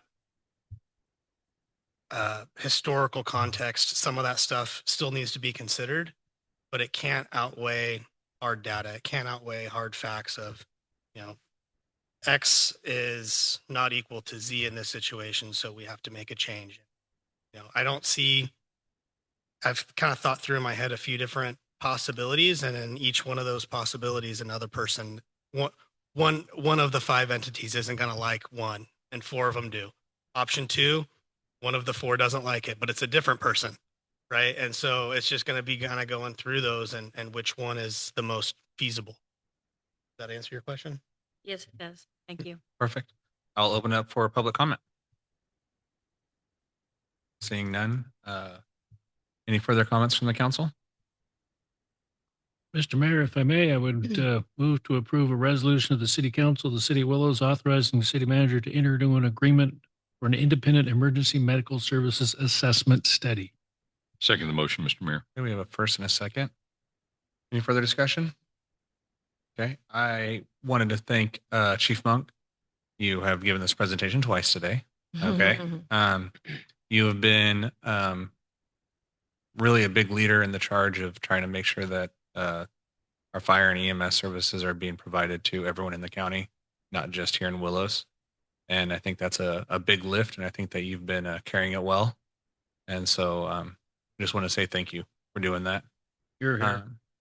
With Excellent that- work, Chief. Yes. So with that, all in favor signify by saying aye. Aye. Aye.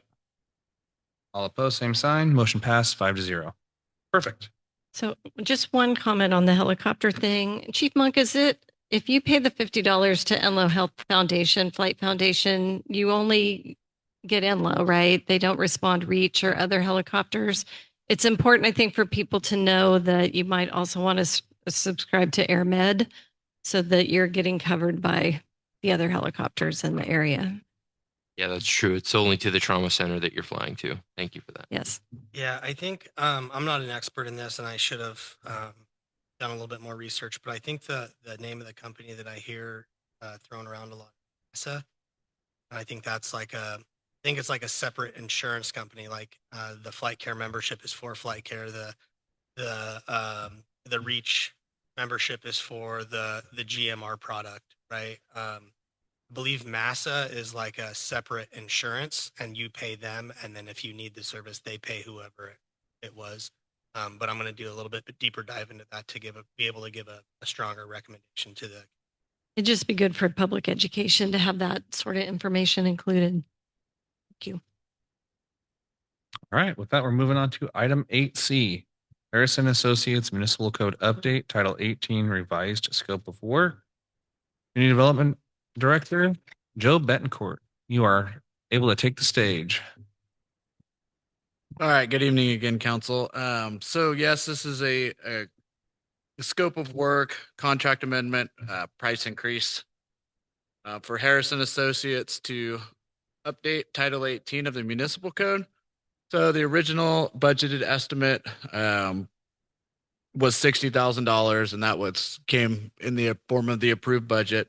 After our meeting on July 10th, which was the Joint City Council Planning Commission meeting, and after direction received and conversation had at that meeting, they went back and were able to really fine tune the scope and the amount of effort that it was going to take to perform this update, which came in higher in the tune of approximately $21,500, bringing the total to $81,526. Staff has looked into ways to fund these extra expenditures without hitting the general fund at all, or as lightly as possible. First, we examined using Community Development Block Grant Program income. We thought that would be a viable option, as it's lined out as an acceptable expense under normal notice of funding availabilities, but after conferring with the HCD rep, it is not eligible for program income. So the second option to fund this update would be using the USDA Rural Business Development Grant. And we currently have a section of that grant allocated for $19,000, which fits what we're doing with this Title 18 update. So then that would leave approximately $2,500 as a general fund impact, but we're confident that we are eligible. And the grant for the rural business development grant is on the books, ready to be spent currently. It's already authorized. It's Yes. been approved, awarded. So with that, I'll take any questions. Vice Mayor Thomas? Timeline. Yes, sorry, I forgot to bring that up. This whole process, and it's the frustration I have with it. And I understand that there's a pace that government moves, but we've been at this already for well over a year. And if we're looking at June of 26, I'm kind of looking for a hard, fast timeline. And we have one. They have made a statement that they're still going to keep that June of 26 deadline. Other than that, Where did that deadline come from? That was when we spoke to them and developed it for the budget for the original $60,000. I don't know if you recall, but there was a discussion about timeline and how long it would take, and they committed then to June 30th of 26, and they are saying they'll stick to that commitment. And that gets us Title 18, and then Prentice Long has to do with it too, or is that a They will have timeline that to we're all make sure combined? They'll have to make sure it's consistent with the rest of the code. And the place where we paused this overhaul with Prentice Long was when we got to this, the next step, we were pretty much done, although now we've got a election ordinance to consider. But what we were planning to do was to sit down with all of the staff and Prentice Long and go through all the sections together before going live with like a public presentation to make sure it all gels together. Because you're right, it's been at least 2 years now we've been working on this. So I would like to see it done before the end of my term, understood. but otherwise we need to get it done. So the extent of my comment. Councilmember Pride? One comment, I know that when it talks about task one, reviewing the existing zoning code, they've been our planning consultants for quite a while. I would think they would have already reviewed Title 18 and be somewhat familiar with it. So if they're making that an additional payment component, that just kind of jumped out at me.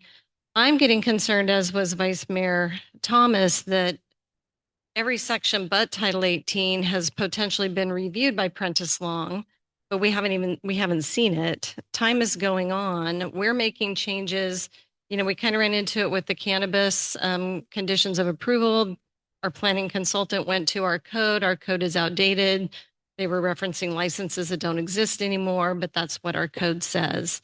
We've updated a master fee schedule, and now the fees don't match what's in our code. So you look at business license code and the fees are all completely different than what you see on our master fee schedule. So as time's going on, by not somehow addressing all the titles that we've paid to have them reviewed, but after 18 months, we still haven't seen them. We're still making changes to how we do business that are now contrary to our code. And I just don't know, 3 to 6 months before we get Title 8, or if we don't even have Title 18 done now until June 30th of 26, how many more issues are we going to potentially start running into? So as I look at this proposal, I feel like we're don't have much choice. You know, we go out and try and find another consulting firm to do this. It's going to take longer. It's going to cost more. So we're kind of over the barrel in that sense. But I do feel that, you know, if there's any way at all that we could move forward and at least be looking at what they've suggested for the rest of the titles and, you know, be able to at least, I don't know, make some changes that are real. I mean, like I said, the business license section doesn't match our master fee schedule at all. So if someone doesn't find the master fee schedule, they just go look at the code, they're getting bad information, and it just reflects poorly, I think, on the city. So that's just been my little bit of frustration that this keeps just getting put off and is potentially causing some other issues. Well, maybe if you'd like, we could start concurrently bringing, you know, because frankly, we haven't looked at Prentice Long's work the last time I looked at anything was about a year ago, because we put the brakes on because of Title 18. about that time, Sean at Prentice Long, who's the project manager on this, was going to start Title 18. We were losing a planner and getting a new planning firm. That was last September. And I thought I would really recommend planners look at Title 18. So we put the brakes on and then we had a sales tax. We didn't have any money. And so here we are a year later, and I haven't looked at anything by Prentice Long myself in about a year. Yeah. So I hear what you're saying. If you want, what we could do is concurrently, while we pull the trigger on Harris Associates on Title 18, go back and start now putting all of this together so that when they're done, we're ready to kind of hit the ground running and put everything together, and we can start and we can start sharing those sections or share all of them with the council to the extent you're interested. After we do, clearly I need to revisit it after a year before I hand you anything. But if that's something you want us to do in these next 9 months concurrently, we could try to do that to Thank you. expedite. I mean, I think it's an addition to this topic tonight. I mean, I think we need to move forward with this. We need to get it done. I think the joint meeting was good and that for me, I think the most comprehensive part is we're going to have planners who don't live in Willows who are just reviewing our plans. And so they're going to look at legal things. They're going to look at what's best practices. But that component of bringing it back to the community and getting that community feel, I mean, Title 18 is probably one of the more important titles in terms of what our town looks like, how it's going to develop, how it's going to grow. And it's important that we do it correctly and mindfully. So it's a little frustrating that that just keeps getting pushed out, and which means we'll probably try and do it more hastily, typically is what happens. So if anything that we can do concurrently, I think, in my opinion, would be time well spent.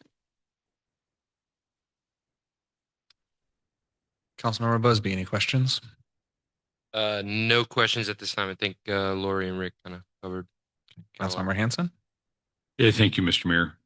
Yeah, just for general information for those that may not be aware, I think this would have been done by now had the past council gone with the staff's original recommendation to get this done by a consultant firm that specializes in municipal codes. Okay, we went this route, and I'm not banging on Prentice Long. Prentice Long is a fine firm. I mean, Andrew is an outstanding city attorney. Very happy with the services. He's not the project manager on this. Just want to point that out. I'm just saying. I'm saying the firm. I know Andrew. I know that. I'm saying the firm. I'm not banging on the firm that Andrew represents. Okay, it's a fine law firm. But in order to save money, the majority council went with a different route instead of following the staff's recommendation. Okay. So here we are with this $81,526.50 number, which is about what the staff recommendation was. We'd have been done by now. Time is of the essence. I absolutely agree with Rick's comments. This needs to be done yesterday. So here we are. I mean, things cost money. We tried to save costs. Didn't work. Imagine that. History repeats itself. Okay. So here we are. So that's, I just don't want, I don't want the public to think that our staff dropped the ball. Our staff did not drop the ball. The staff was following the council direction at the time, which probably wasn't the wisest course. Okay. So here we are. I'm in favor of approving this and getting it done once and for all. Harrison Associates is, in my estimation, it's been a solid firm as well. They've provided outstanding service to the city of Willow so far. I'm very happy with their overall service. But yeah, this is something we need to do. I just wanted to make that clear. That's what happened. And here we are. And it's not done. So that's all I had. Thank you. Thank you. Two quick questions. Was the first amount of $50,000 not a contracted amount? A contracted amount? Yeah. Did we not sign an actual contract saying you will do this for 50,000? We just We said, did not. What we did was I provided a loose scope of work via email and said, I need something for the budget. I'd like to include it in the budget now. And then we will start working on it in the new fiscal year because of the sales tax. And that's what I got was a $60,000 amount. And then after the joint meeting, then David used the principal at Harris used the contents and the outcome of that joint meeting to prepare a detailed scope of work, which was attached to the staff report. And he said, I'm sorry, but it is more. Okay. So Remember you and I had a conversation about that. I just can't remember all the things that we said. With that, you said June 30th, we'll have our Title 18 done. I understand Lori's point of wanting to start working on the other portions. However, she also brought up the comment that our Title 18 could affect other sections of our code. correct. So how will we be handling that? I mean, if we're going to be looking at sections now and it's going to be affected by Title 18, are we going to be doing redundant work, looking at it again later on down the road if we're looking at it now?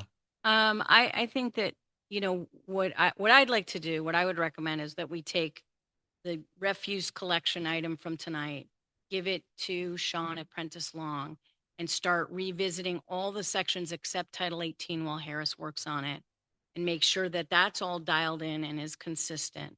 And so that when we get to the finish line with Harris, all we're doing is cross-checking that, not additional other edits and reviews. At that point, we will have done that now, so that we can really compress the time for review of consistency. Because, you know, in my mind, that's when Harris gives us Title 18 and Sean does the final check for consistency, because he will have touched all the other sections of the code.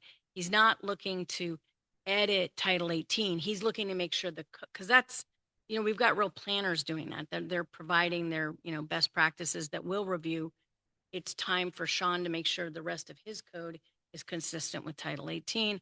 I'm hopeful that shouldn't be a super lengthy process if that's all we're doing at that point. And then part of what, So, I'm sorry. so we're kind of looking at June 30th, get it from Harris, and then hopefully 3 months after that, we're able to maybe actually have something to The original implement. plan was for us to sit down and go through everything at once with Prentice Long and staff.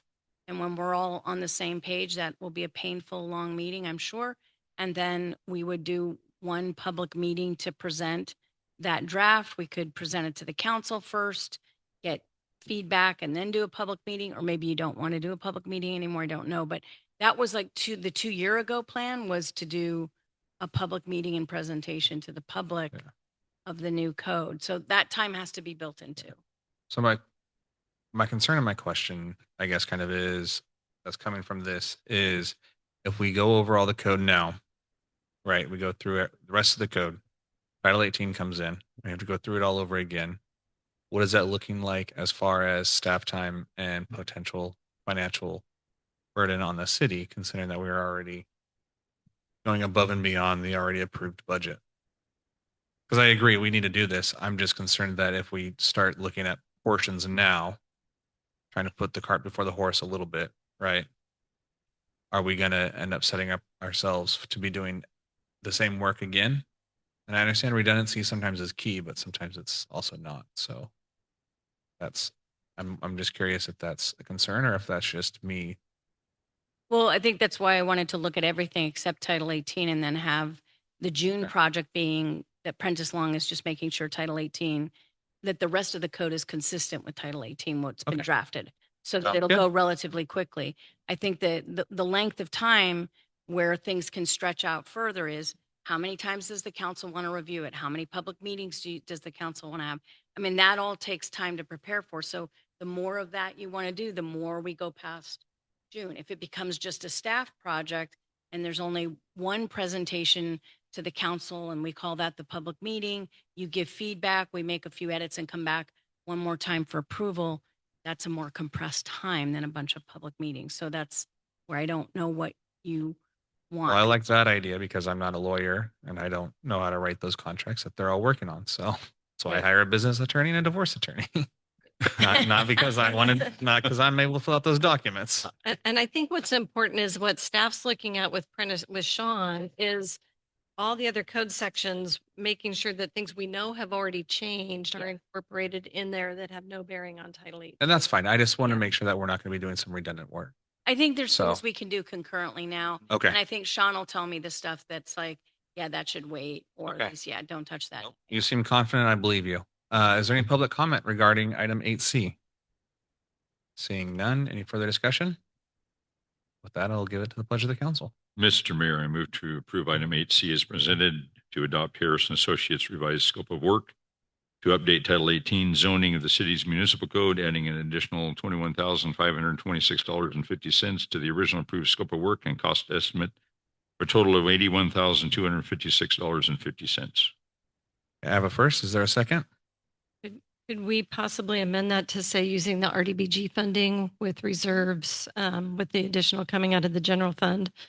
The staff report had given a couple of options. So Steve- amended. So amended. Is that clear? The Is first- the motion clear? The first accepts amendment.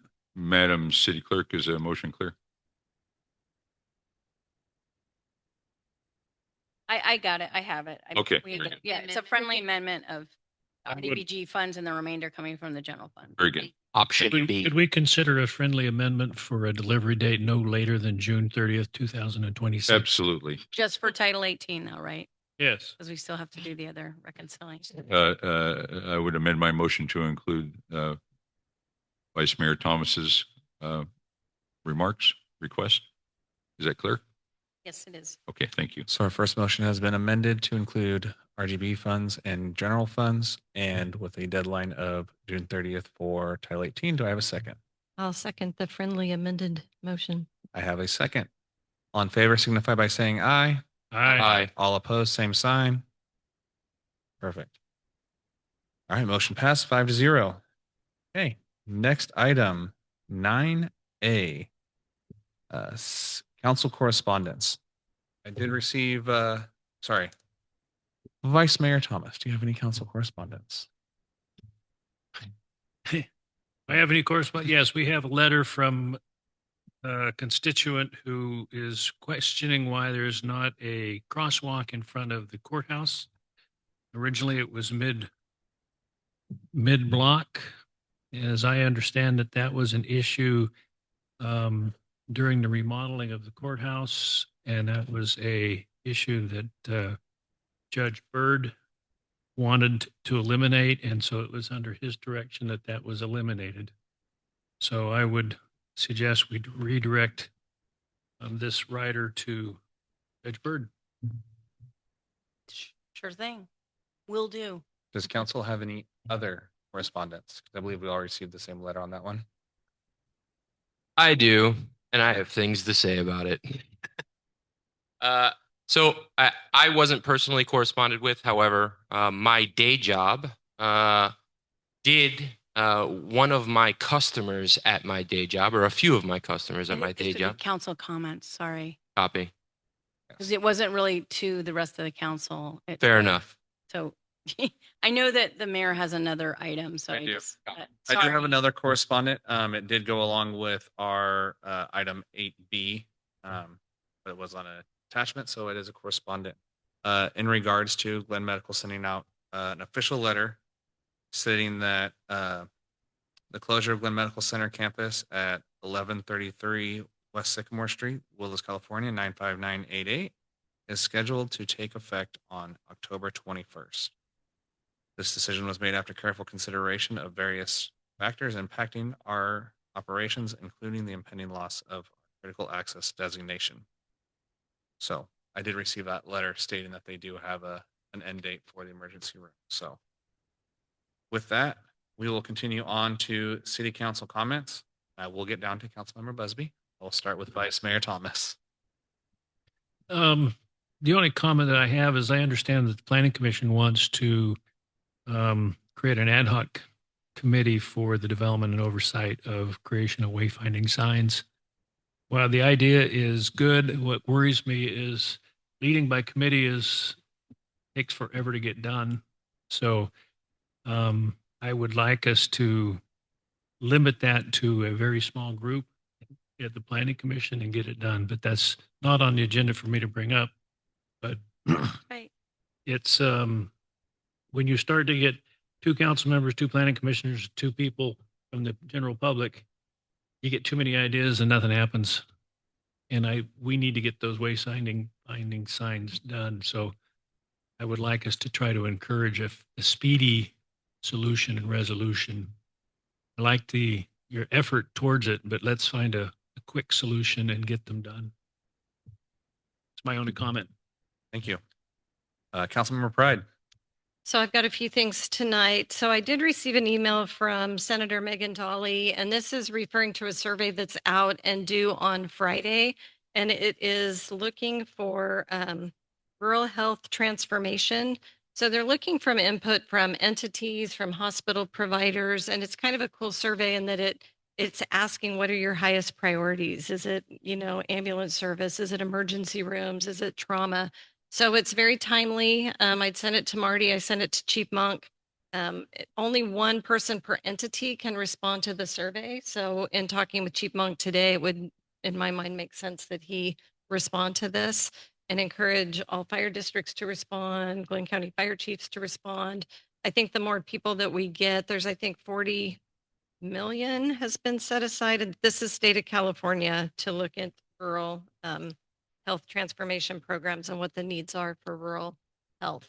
So I just got that in my email yesterday and wanted to bring that to council's attention.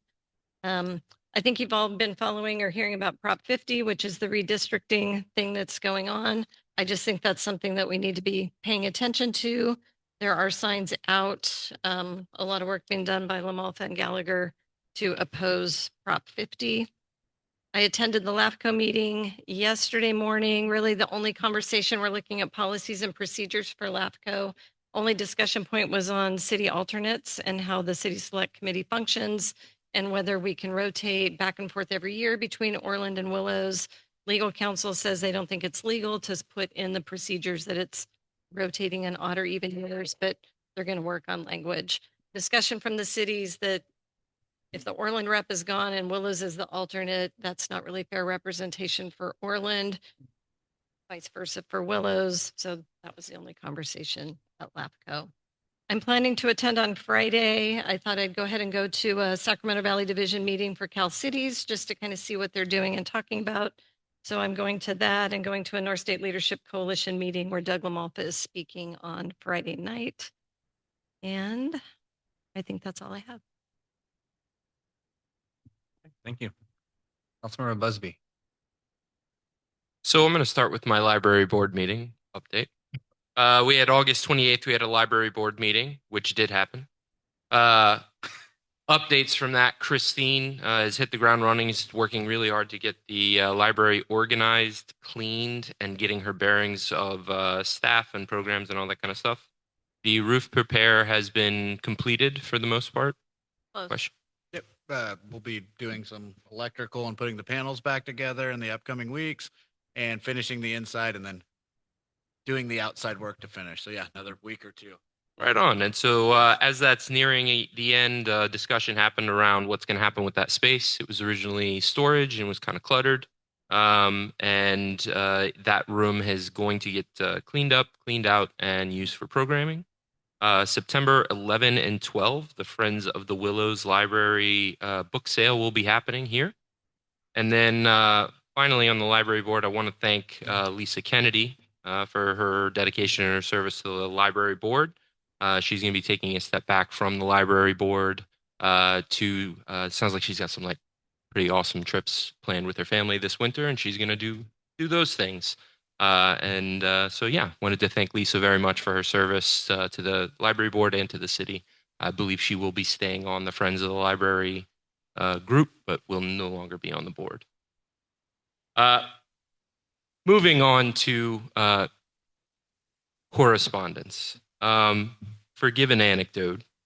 I'm new to the community. I've only been here about 3 years. But when this came up to try to do some public service, the overwhelming amount of feedback that I got was, "Dear Lord, please get that man Forrest Sprague out of office." I didn't understand what that was until recently. He did not reach out to me, although my phone number, both for the city and for my day job, are both very, very easy to find, as well as my emails. He did not correspond with me about this. But he did find time to reach out to a few of my customers to voice his displeasure in the way I voted on a particular issue.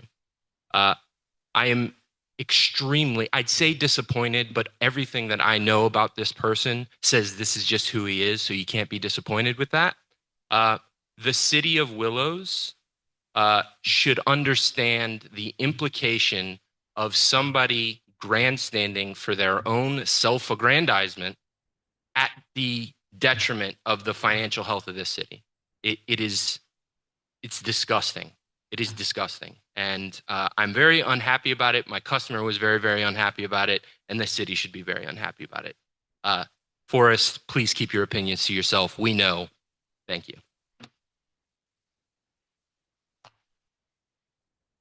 Okay, Councilmember Hanson. Thank you, Mr. Mayor. Vice Mayor Thomas and I, along with City Manager Marty Brown, met. We had a Law Enforcement Services Committee meeting last Wednesday, September 3rd. Here at we met in the Eubank room with Glenn County Sheriff's Office staff in reference to discussions involving our law enforcement contract. We had a very productive meeting. So we'll be hearing more about that at future meetings and deliberations as we move on. Attended, what day was that, Marty? Christine, our new librarian's meet and greet. I don't remember. Same night. I guess it was Wednesday night, the 3rd. Wednesday night, yeah. Yeah, that was a day of meetings all day long. That's right. So anyway, attended a very pleasant meeting with Vice Mayor Thomas was also there, and Christine spoke on her her view of the library services in her tenure. And she did a great job, short, sweet, to the point. And I know she's been extremely busy, as Councilmember Busby just spoke of, with cleaning that mess up. Yeah, just a lot of old material. My God. So anyway, it's good to see, and I know she's working very hard. And Marty, that was a great hire.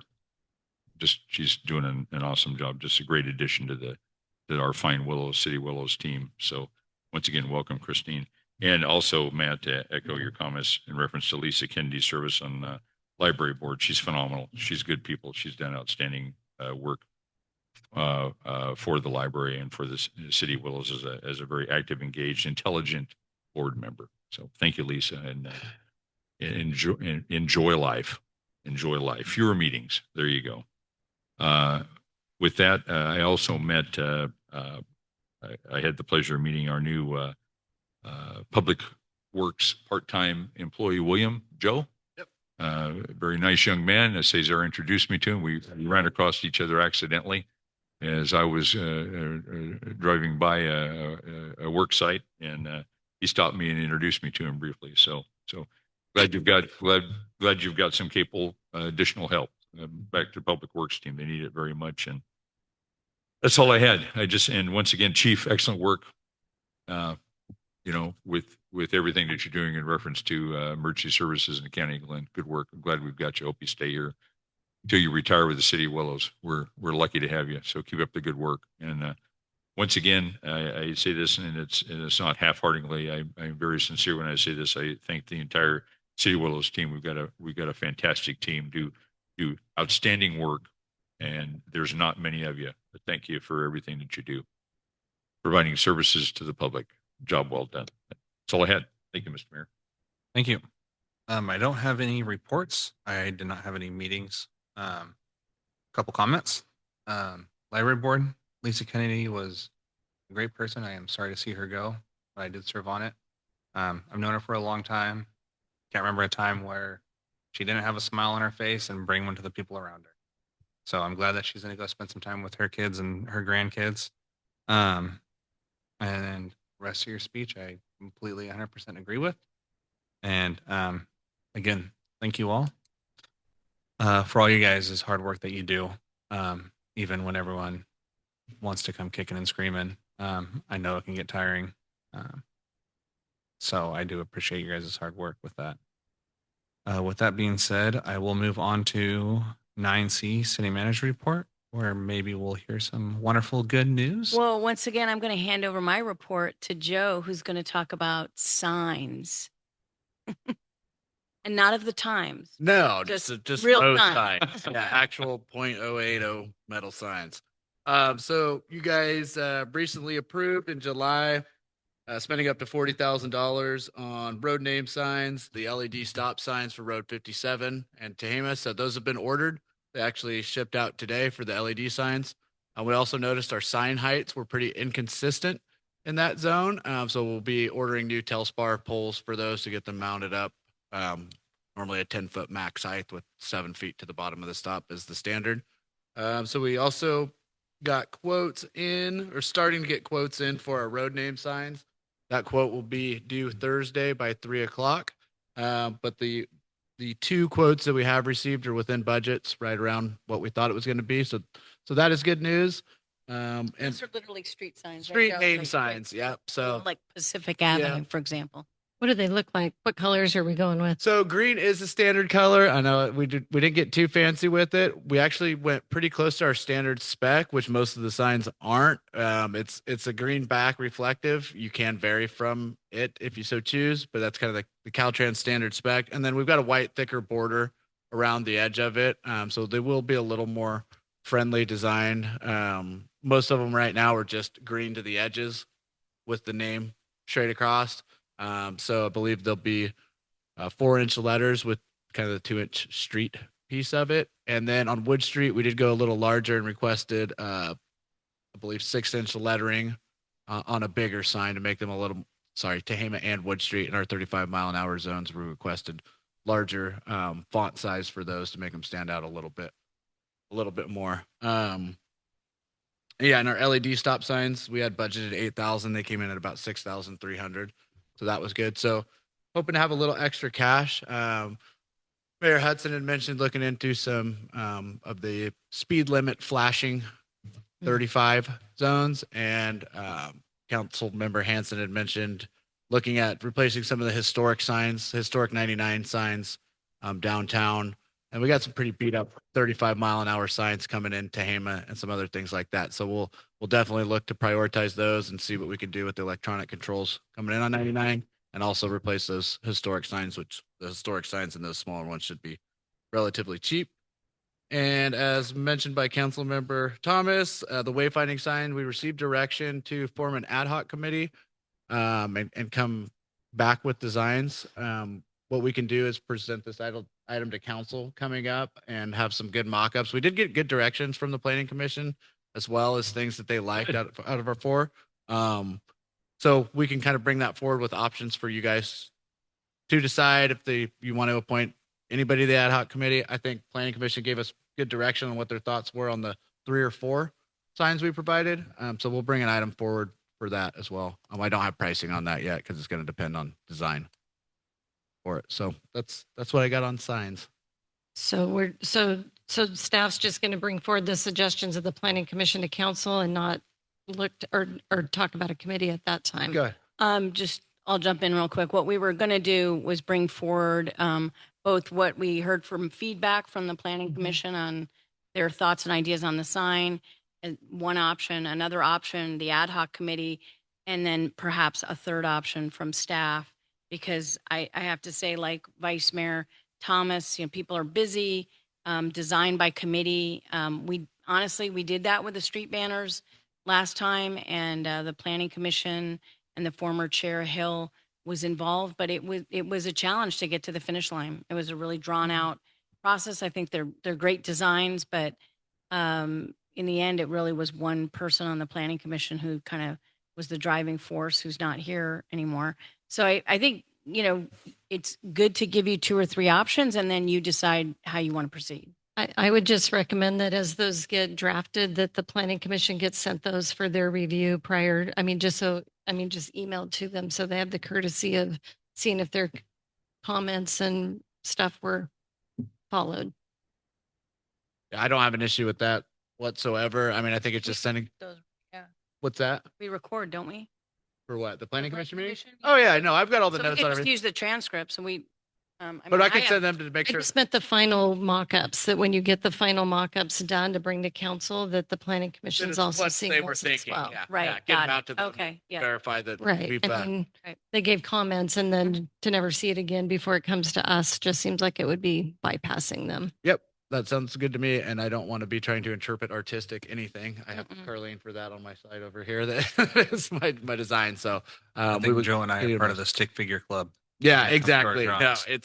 it's they did have really good comments and suggestions though, so we'll implement those. We kind of out of the 4 suggestions that we brought forward, they liked some parts of one, some parts of the other, so we'll blend up a couple mock-ups of those and get them out to them for review and hopefully get close to something they were talking about.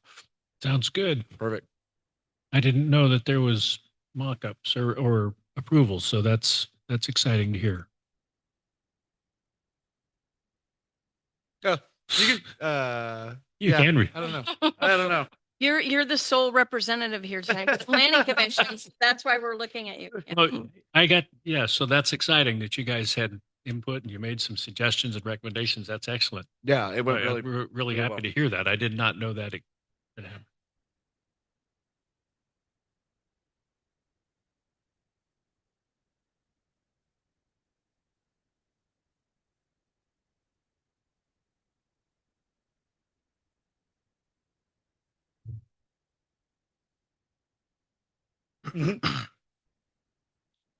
Okay, Okay. perfect. I like it. Sounds great. Thank you. Anything further? Okay, sounds good. With that, we will be going into closed session pursuant to Government Code Sections 54954.3. The public will have an opportunity to directly address the legislative body on items below prior to the council convening into closed session. Public comments are generally restricted to 3 minutes. Closed session items 10A and 10A, conference with legal counsel, anticipated litigation, initiation of litigation pursuant to paragraph 4 of subdivision D of sections 54956.9, 2 cases, and 10B, conference with legal counsel, anticipated litigation, initiation of litigation pursuant to paragraph 4 of subdivision D of section 54956.9, 1 case. Is there any public comment regarding closed session items 9A and 9B? Seeing none, we will go into closed session at 8:07. 54956.9, 2 cases, and the report out for that item was direction provided to staff. The second item was another conference with legal counsel, litigation under the same government code, 1 case, and the report out was direction provided to staff. Thank you. With that, we will adjourn our meeting at 8:42. Have a good night.